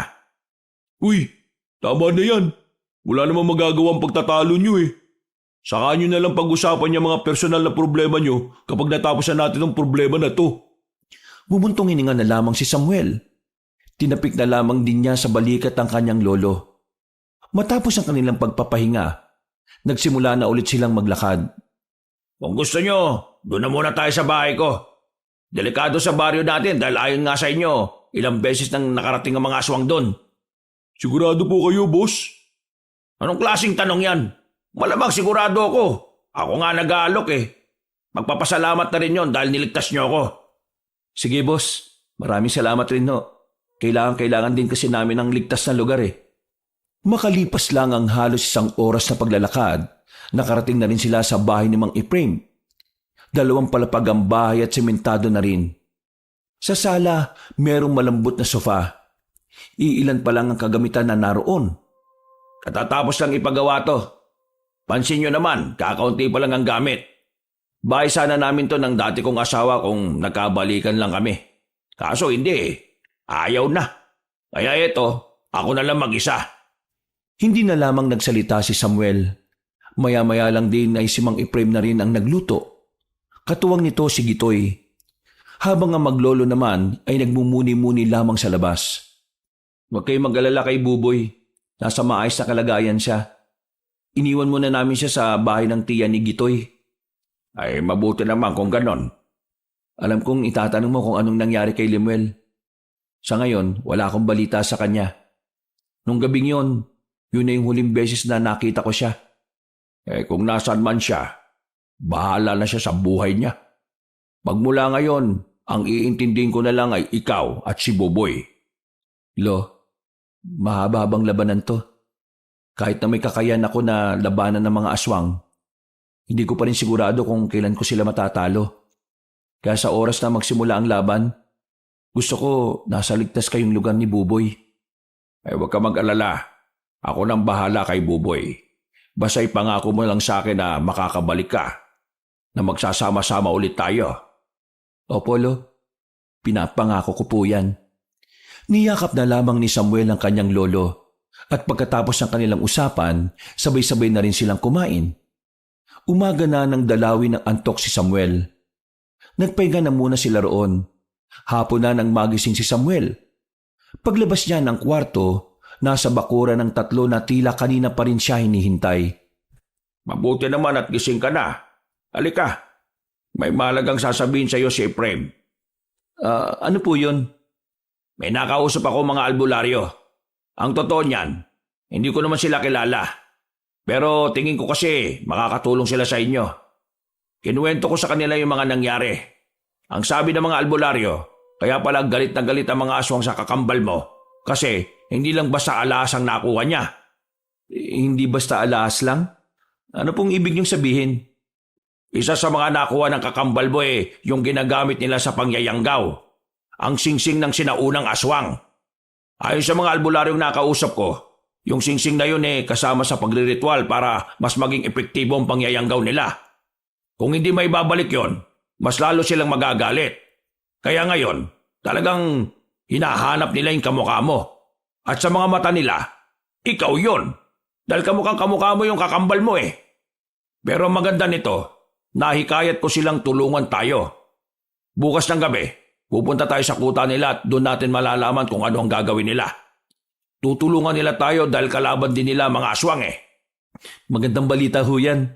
Ngayon, mas malakas na ang loob ko na hindi lang kami ang lumalaban.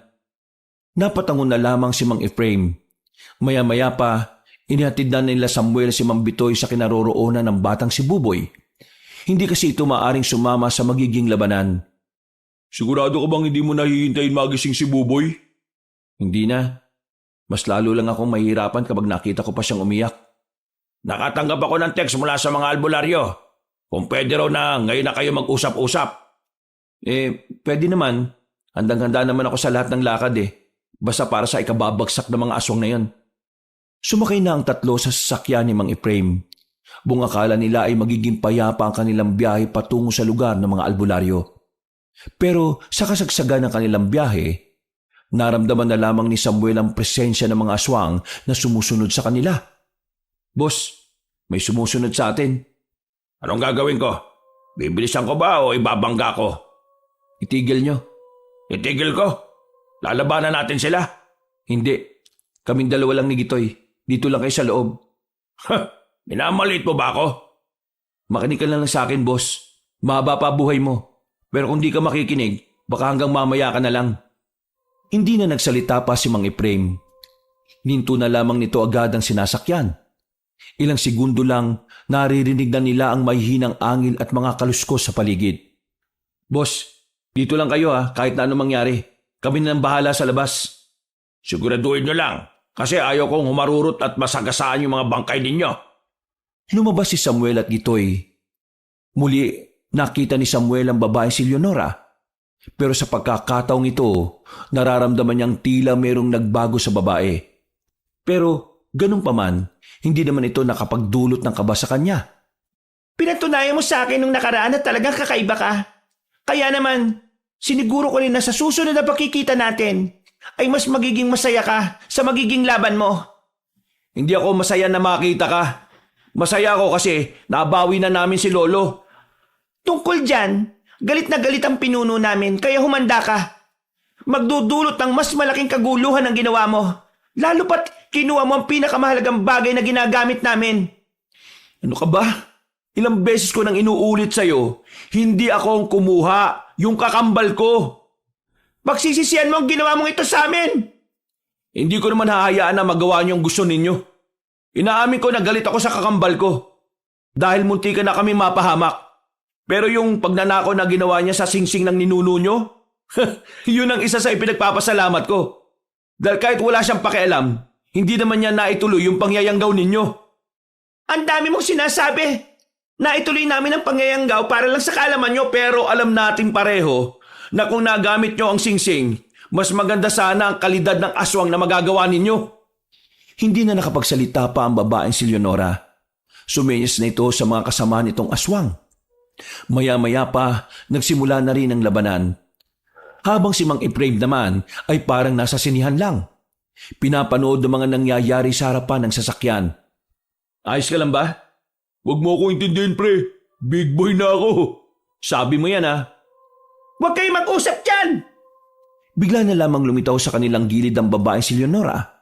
Muntikan na nitong matamaan ng binatang si Gitoy. Buti na lang ay nahila agad ito ni Samuel. Hindi nagpatinag si Samuel at agad naman itong sumugod kay Leonora. Mabilis ang ginawang pag-atake ng binata. Dahilan para maalarma ang babaeng aswang. Anong problema mo, Leonora? Bakit hindi ka na umaatake? Hindi tumugon si Leonora sa kanya. Sa halip na pagtuunan ng babae, tinulungan na muna niya si Gitoy sa pakikipaglaban sa ibang aswang. Aray ko! Salub ka muna. Ako nang bahala rito. Hindi, kaya ko pa. Alam ko, pero masama ang kutob ko. May gagawin silang hindi maganda kaya bumalik ka na muna sa loob. Doon sa sasakyan. Sinunod na lamang ni Gitoy ang sinabi niya. Kaya naman mag-isa na niyang haharapin ang mga aswang na nasa harapan niya. Kasama na rito si Leonora na sa mga sandaling yon ay tila ganadong-ganado pa rin. Pinahaba ni Samuel ang kanyang kuko. Lumabas na rin ang pagiging berde ng kanyang mga mata. Matapos mamikit ng ilang segundo, inisa-isa niya ang mga bataan ni Leonora. Walang kahirap-hirap niyang pinagpapapaslang ang mga yon. Nang si Leonora na lamang ang natitira, dito na pumorma ang babaeng aswang. Humaba na rin ang kuko nito at ang pangil. Mas lalong pumangit ang mukha nito. Lumabas na rin ang tunay nitong anyo bilang aswang. Ibalik mo ang ninakaw mo kung ayaw mong maubos ang mga tao sa baryo ninyo! Umatake ang babae. Sa hindi malamang dahilan, tila na blanko ang utak ni Samuel. Naramdaman niyang may ginawa si Leonora pero hindi niya lang yung maintindihan kung ano. Dahil sa ginawa ng aswang, huli na nang gustuhin ni Samuel na umilag. Tumama na ang mahabang kalmot sa dibdib niya. At sa unang pagkakataon, tila nakaramdam na rin siya ng hapdi.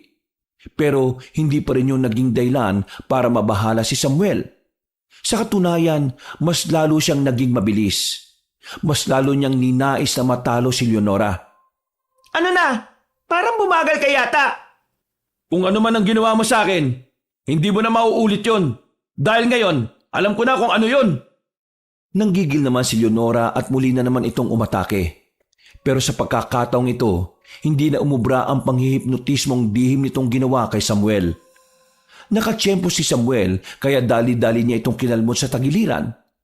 Nang bumagsak ang babaeng si Leonora, sinundan pa ni Samuel ang dalawang kalmot sa mukha. Napadistansya ang babaeng aswang. Hintay mo na lang kung kailan ka mamamatay.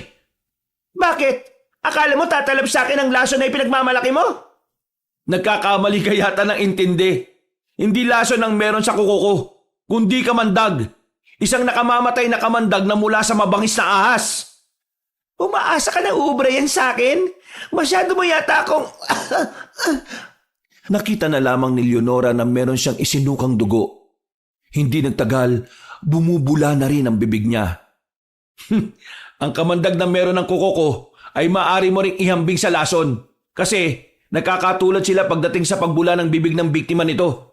Kaya naman, kailangan mo na magpaalam. Ito na katapusan mo. Kailangan mo maintindihan na kahit na anong gawin ninyo, hindi kayo magtatagumpay.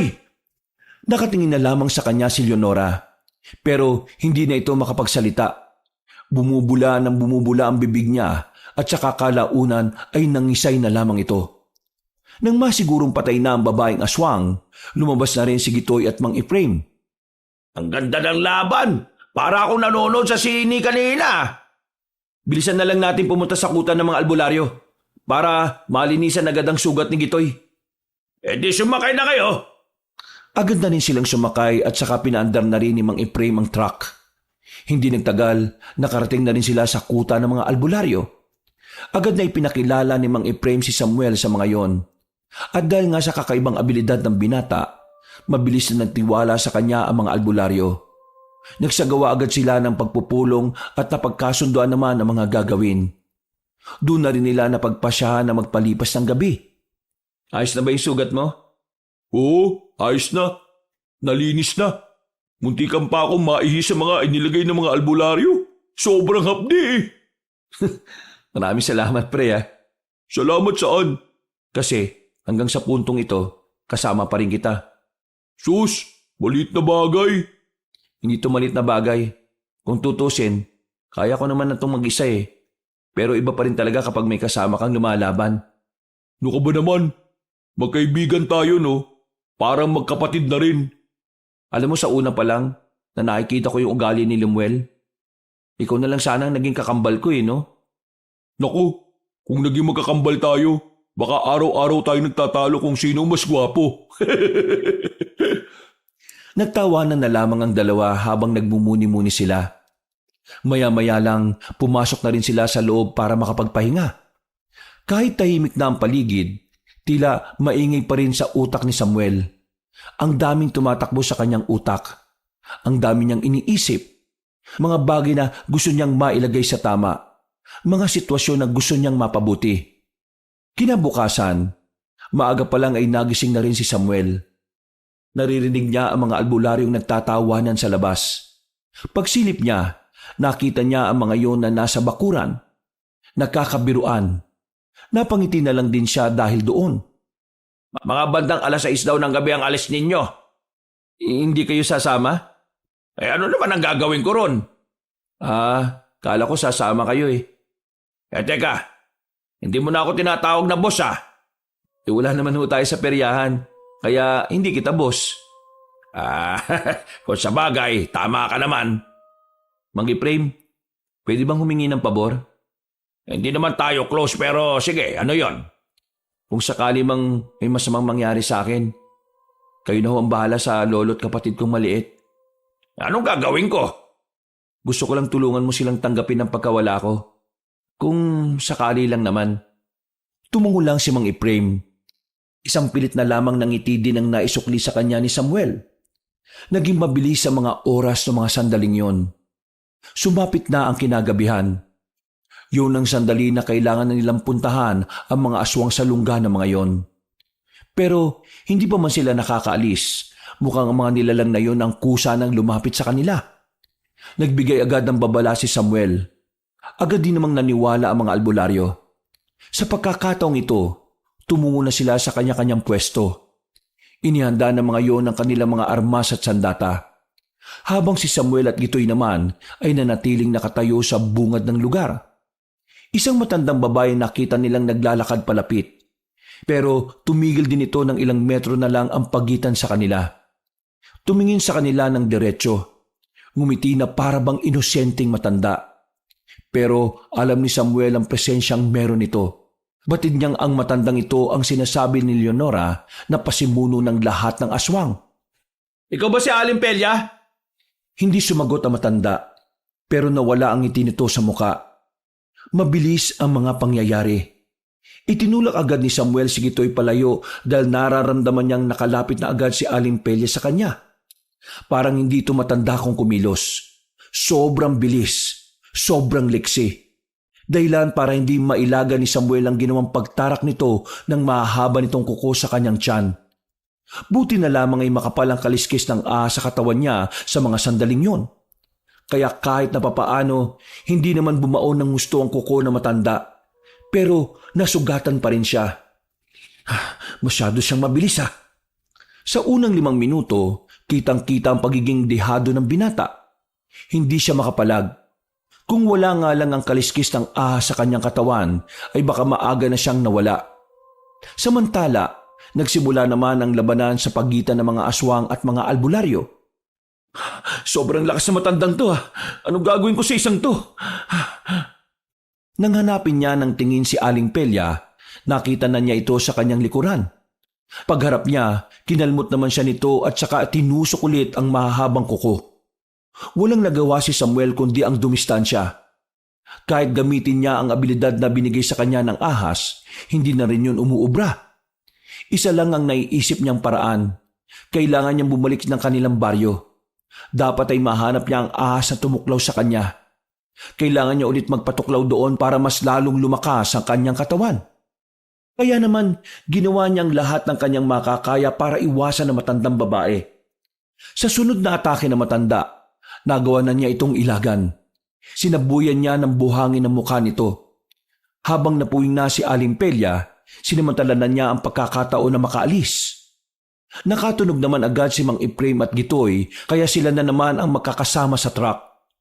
Kailangan ko makita yung ahas. Siya ang sagot para matapatan ko ang lakas ng matanda. Paano ka naman nakakasiguro? Ilang beses ako na naginip nitong mga nakarang araw. At sa panaginip ko, nagsasalita yung King Cobra. Sinasabi niya sa akin na kapag kinailangan ko ng tulong niya, bumalik ako sa lugar kung saan ko siya unang nakita. At naniwala ka naman sa panaginip? Oo, dahil hindi pangkaraniwan yung ahas na yon. Mahiwaga siya at nagtataglay na kakaibang lakas na pwede niyang imaipasa sa tao.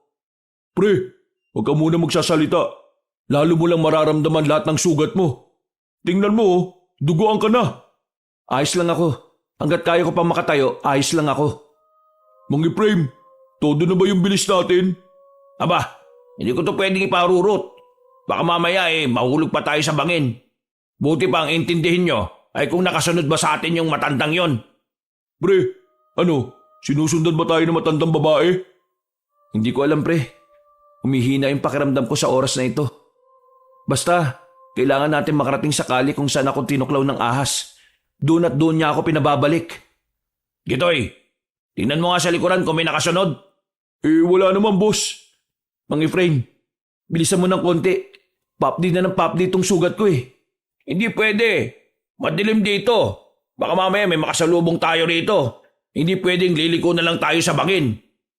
Teka, paano pala yung mga albularyo na naiwan natin? Huwag mo silang intindihin.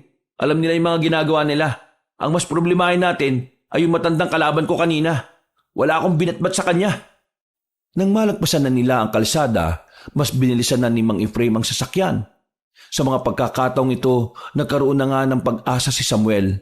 Pero nang malapit na sila sa daan na kailangan nilang hintuan, meron naman silang nakitang katawan ng nyog na nakaharang sa daan.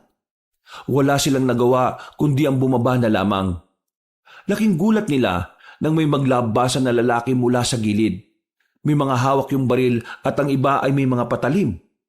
Pero ang mas ikinagulat ni Samuel, nakita niyang naroon din si Lemuel at tila ito pa nga ang nangunguna sa pang-hold up na nangyayari. Lemuel? Tingnan mo nga naman. Talagang pinagtatagpo yung landas natin, kambal ko ah. Hoy! Kanina tong magandang truck na to. Tiba-tiba kami rito. Mukhang bagong bili. Seryoso ka ba? Humantong ka na sa ganitong gawain para lang magkapera? Siraulo ka rin pala eh. Anong tingin mo? Hindi nauubos ang pera ko? Bulilyaso pa yung pinagkukunan ko ng pera dahil sa mga bisit na aswang-aswang na yan. Samuel, ito ba ang kakambal mo? Hoy tanda, ikaw ba may-ari ng truck na ito? Oo, ako nga. Kukunin niyo sa akin? Oo, kailangan namin ng pera eh. Bumuo ka pa talaga ng grupo para lang mang-hold up ah. Hindi ka na ba talaga tinatablan ng kabutihan? Hindi ka mabubuhay sa mundong ito kung palagi ka lang umaasa sa kabutihan. Kaya nga nauso gumawa ng masama, di ba? Para balanse. Akin na yung susi, para hindi na kayo masaktan. Wag! Kailangan namin ng sasakyan na to. Kailangan ko makarating sa pupuntahan namin. Oh wait! Teka, ngayon ko lang napansin ah. Bakit ka pala maraming sugat? Mukhang hinang-hina ka ah. Tutulong sana si Gitoy kay Samuel pero bigla na lang silang tinutukan ng baril. Kaya naman kung tutuusin, kakayanin pa ni Samuel na palagan si Lemuel. Ang kaso nga lang, nasa panganib naman ang buhay ni Gitoy at Mang Efraim. Pakiusap Lemuel. Kahit na ngayon lang, makisama ka naman. Kailangan ko makatuloy sa pupuntahan namin. Kapag hindi ko napaslang ang matandang aswang na yon, maraming buhay ang maaaring malagay sa alanganin. Bakit? Ikaw ba ginugulo ng mga aswang? Pasensya ka na ha. Yung kinuha ko kasi sa kanila, naibenta ko nitong nakaraan pa eh. Okay lang yan. Ikaw naman ang mabait eh. At ang mga mababait sila ang kinukuha ng Diyos kagad. Nagtawa na namang kasama ni Lemuel, habang si Samuel naman sinusubukan niyang paganahin pa ang lakas na meron siya. Pero dahil sa mga sugat niya, hindi niya yun magawa. Yung susi lang ang kailangan ko. Samuel, ibigay na lang natin. Sabi mo malapit naman na tayo eh. Kaya lakarin na lang natin. Buti mo itong matanda na to, nakakaintindi. Hindi pwede. Nahihirapan na akong kumilos. Baka hindi na ako umabot kapag naglakad tayo. Kailangan ko na yung ahas na yun. Kailangan ko na magpatuklaw. Tuklaw ang putik. Ikaw yata buwang eh. Bakit ka naman magpapatuklaw sa ahas? Tuligsa ka pala eh. Limuel, nagmamakaawa ako sa'yo. Palagpasin mo na muna kami. Sige na. O sige. Papayag ako sa isang kondisyon. Kahit anong kondisyon, gagawin ko. Huwag niyo lang kunin yung truck. Kahit ano ha? O sige, halikan mo muna pa ako. Tarantado ka pala eh. Sabog ka sa droga, no? Mas lumala ka na eh. Manahimik ka! Baka unahin kita dyan. Sige, gagawin ko. Hoy, ano pinagsasabi mo? Mas malaga ang buhay ng mas nakakarami kaysa sa imahe na meron ako. Yan ang gusto ko sa kampal ko eh. Masunurin. O sige na. Halikan mo na ang pa ako. Pre, hindi tutupad sa usapan yan. Tingnan mo oh, sabog na sabog yan eh. Wala na sa katinuan yan. Hindi niya pinakinggan si Gitoy. Kahit na alam ni Samuel na isang malaking tapak sa pagkatao niya ang kanyang gagawin, lumuhod siya at agad na hinalikan ng paa ng kanyang kakambal. Agad namang tumawa ang binatang si Lemuel para na itong mamamatay sa kakatawa. Joke lang! Kukunin pa rin namin ang truck. O akala mo sa akin, tanga? Kailangan namin ng pera at hindi ang halik mo. Walang yaka talaga kahit kailan. Naiyak na lamang si Samuel ng mga sandaling yon, pero mas lalo siyang kinabahan nang maramdaman na niya ang presensya ng matandang babae. Nagawa silang sundan ito. Nagulat na lang silang lahat nang may matanda nang nakatayo sa gitna ng daan. Hoy, anong ginagawa mo dyan? Kung dadaan ka, dumaan ka na. Hindi yung patayo-tayo ka ba dyan, tanda? Nanlalaki ang mga mata ni Samuel. Alam niyang katapusan na nilang lahat dahil sa mga oras na yon, wala na rin naman siyang magagawa para labanan na matanda. Ikaw ang totoong nagnakaw ng mga alahas, lalong-lalo na ang singsing. Nawala ang ngiti ni Lemuel sa mga oras na yon. Isang malaking pagtataka ito para sa kanya. Hindi niya alam kung papaanong naalaman ng matandang babae ang bagay na yon. Tinutukan niya ng baril ang matandang babae. Dahil sa kasabugan, malakas ang loob nitong paputukan yon. Pero laking gulat niya nang makailag ang matanda. Nagpaputok pa rin ang mga lalaki. Nang mapansing hindi pangkaraniwan ang nasa harapan nila. Aswang yan! Matayin nyo! Nung mga sandaling yon, nagtago si Gitoy at Mang Efrain sa ilalim ng truck. Pagtingin ng dalawa sa gilid, wala na roon si Samuel. Wala silang kamalay-malay, gumapang na pala ang binata patungo sa halamanan. Sa isang iglap lang, napatay na agad na matandang aswang ang mga kasama ni Lemuel. Tanging si Lemuel na lamang ang natitirang nakatindig. Ano? Papatayin mo ako? Ano? Palag! Hindi na nagsalita ang matandang babae. Pinahaba na nito ang kuko at takmang papatay na nito si Lemuel. Pero biglang dumating si Samuel. Binangga nito matanda kaya nakaligtas pa ang binatang lango sa droga. Ituloy na natin ang laban! Bumalik na ang lakas ko! Paano nangyari na gumaling ang mga sugat mo? Hindi sila gumaling. Sadyang hindi ko na sila nararamdaman. Salamat sa King Cobra na kusang pinuntahan ako dito. Salamat sa pangalawang tuklaw. Dahil sa mga oras na ito, alam ko nang ako na ang mananalo sa ating dalawa. Hindi na nagsayang ng oras si Samuel. Dali-dali niyang inatake ang matandang babae. At kahit nagbago na ng anyo ang matandang si Pelia bilang kubot, hindi pa rin ito umubra. Masyadong mabilis at malakas na si Samuel na mga sandaling yon. Isusunod na kita kay Leonora! Hinawakan ni Samuel ang mahabang buhok na matanda. Inikot-ikot niya yon at binalandra sa gilid ng sasakyan. Nang bumagsak ang matandang aswang ay kagad niya itong hinila. Pinahaba niya ang kanyang kuko at saka itinarak sa tiyan nito. Mas mataas na level ng kamandag na yan. Kaya kahit malakas pa ang katawan mo, hindi ka na niyan sasantuin. Hindi maaari. Hindi pwede ito. Maya-maya pa, bigla na lang sumuka ng dugo si Aling Pelya. Kasunod nito ay ang pagbula ng bibig nito at pangingisay. Nakalauna naman ay namatay na rin. Nakadilat pa ang mga mata nito. Wow! Ang galing mo naman! Napatay mo yung aswang! Tingnan natin kung kakayanin mo tong tingga na lalabas sa baril ko! Tinutukan siya ni Limuel. Patawa-tawa pa ito. Wala na talaga ito sa katinuan. Limuel, magbago ka na. Kahit na ganyan ka, mahalaga ka pa rin kay Lolo. Hindi man niya sinasabi sa akin, pero alam kong gusto ko pa rin niyang bumalik sa atin. Ayusin mo ang buhay mo. Baka sa paraan na yon, magkasundo pa tayong dalawa. Piliin mo ang tamang landas, Limuel. Handa naman akong patawarin ka eh. Patawarin pinagsasabi mo! Walang ganoon! Tatapusin na kita ngayon! Total, ikaw naman ang mabait eh, at ako naman ang masama! Ano bang punot dulo ng galit mo sa akin? Hindi mo alam? Pwes, para sabihin ko lang naman sa iyo, mula nang isinilang tayo, miserable na ang buhay ko. Lagi akong kinukumpara sa iyo eh, wala ka rin namang narating sa buhay mo, siraulo ka. Lahat, ikaw ang magaling eh. Ikaw na lang palagi. Hindi ko kasalanan na mas pinili mong mainggit kaysa magpakabuti sa sarili mo. Desisyon mo ang dahilan kung bakit ka nagkakaganyan. Pero hindi pa naman huli ang lahat. May oras pa para itama ang lahat ng pagkakamali mo. Hindi na ako magbabago. Masaya na ako sa ganitong buhay. Anong masaya sa ganyang buhay? Napakakomplikado ng ganyang buhay. Bakit ba ayaw mong mamuhay ng payapa? Manahimik ka na! Baka barilin na kita! Hindi na naituloy ni Limuel ang kanyang sasabihin nang biglang makalapit na sa kanya si Samuel. Naagaw ni Samuel ang baril ng kakambal niya. Pinalo niya sa batok si Limuel at agad din naman itong nawala ng malay. Isinakay nila si Limuel sa truck. Dinala nila ito sa istasyon ng pulis. Pero hindi sila nagbigay ng salaysay. Ganun pa man, nakulong pa rin si Limuel dahil marami na rin pala itong bad record.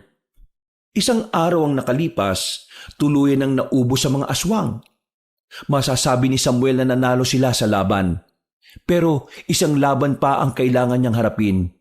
Yun ay ang laban ng kanyang pamilya. Kahit kasi puro kasamaan ang ginagawa ni Limuel sa kanila, sinusubukan niya pa rin itong patawarin.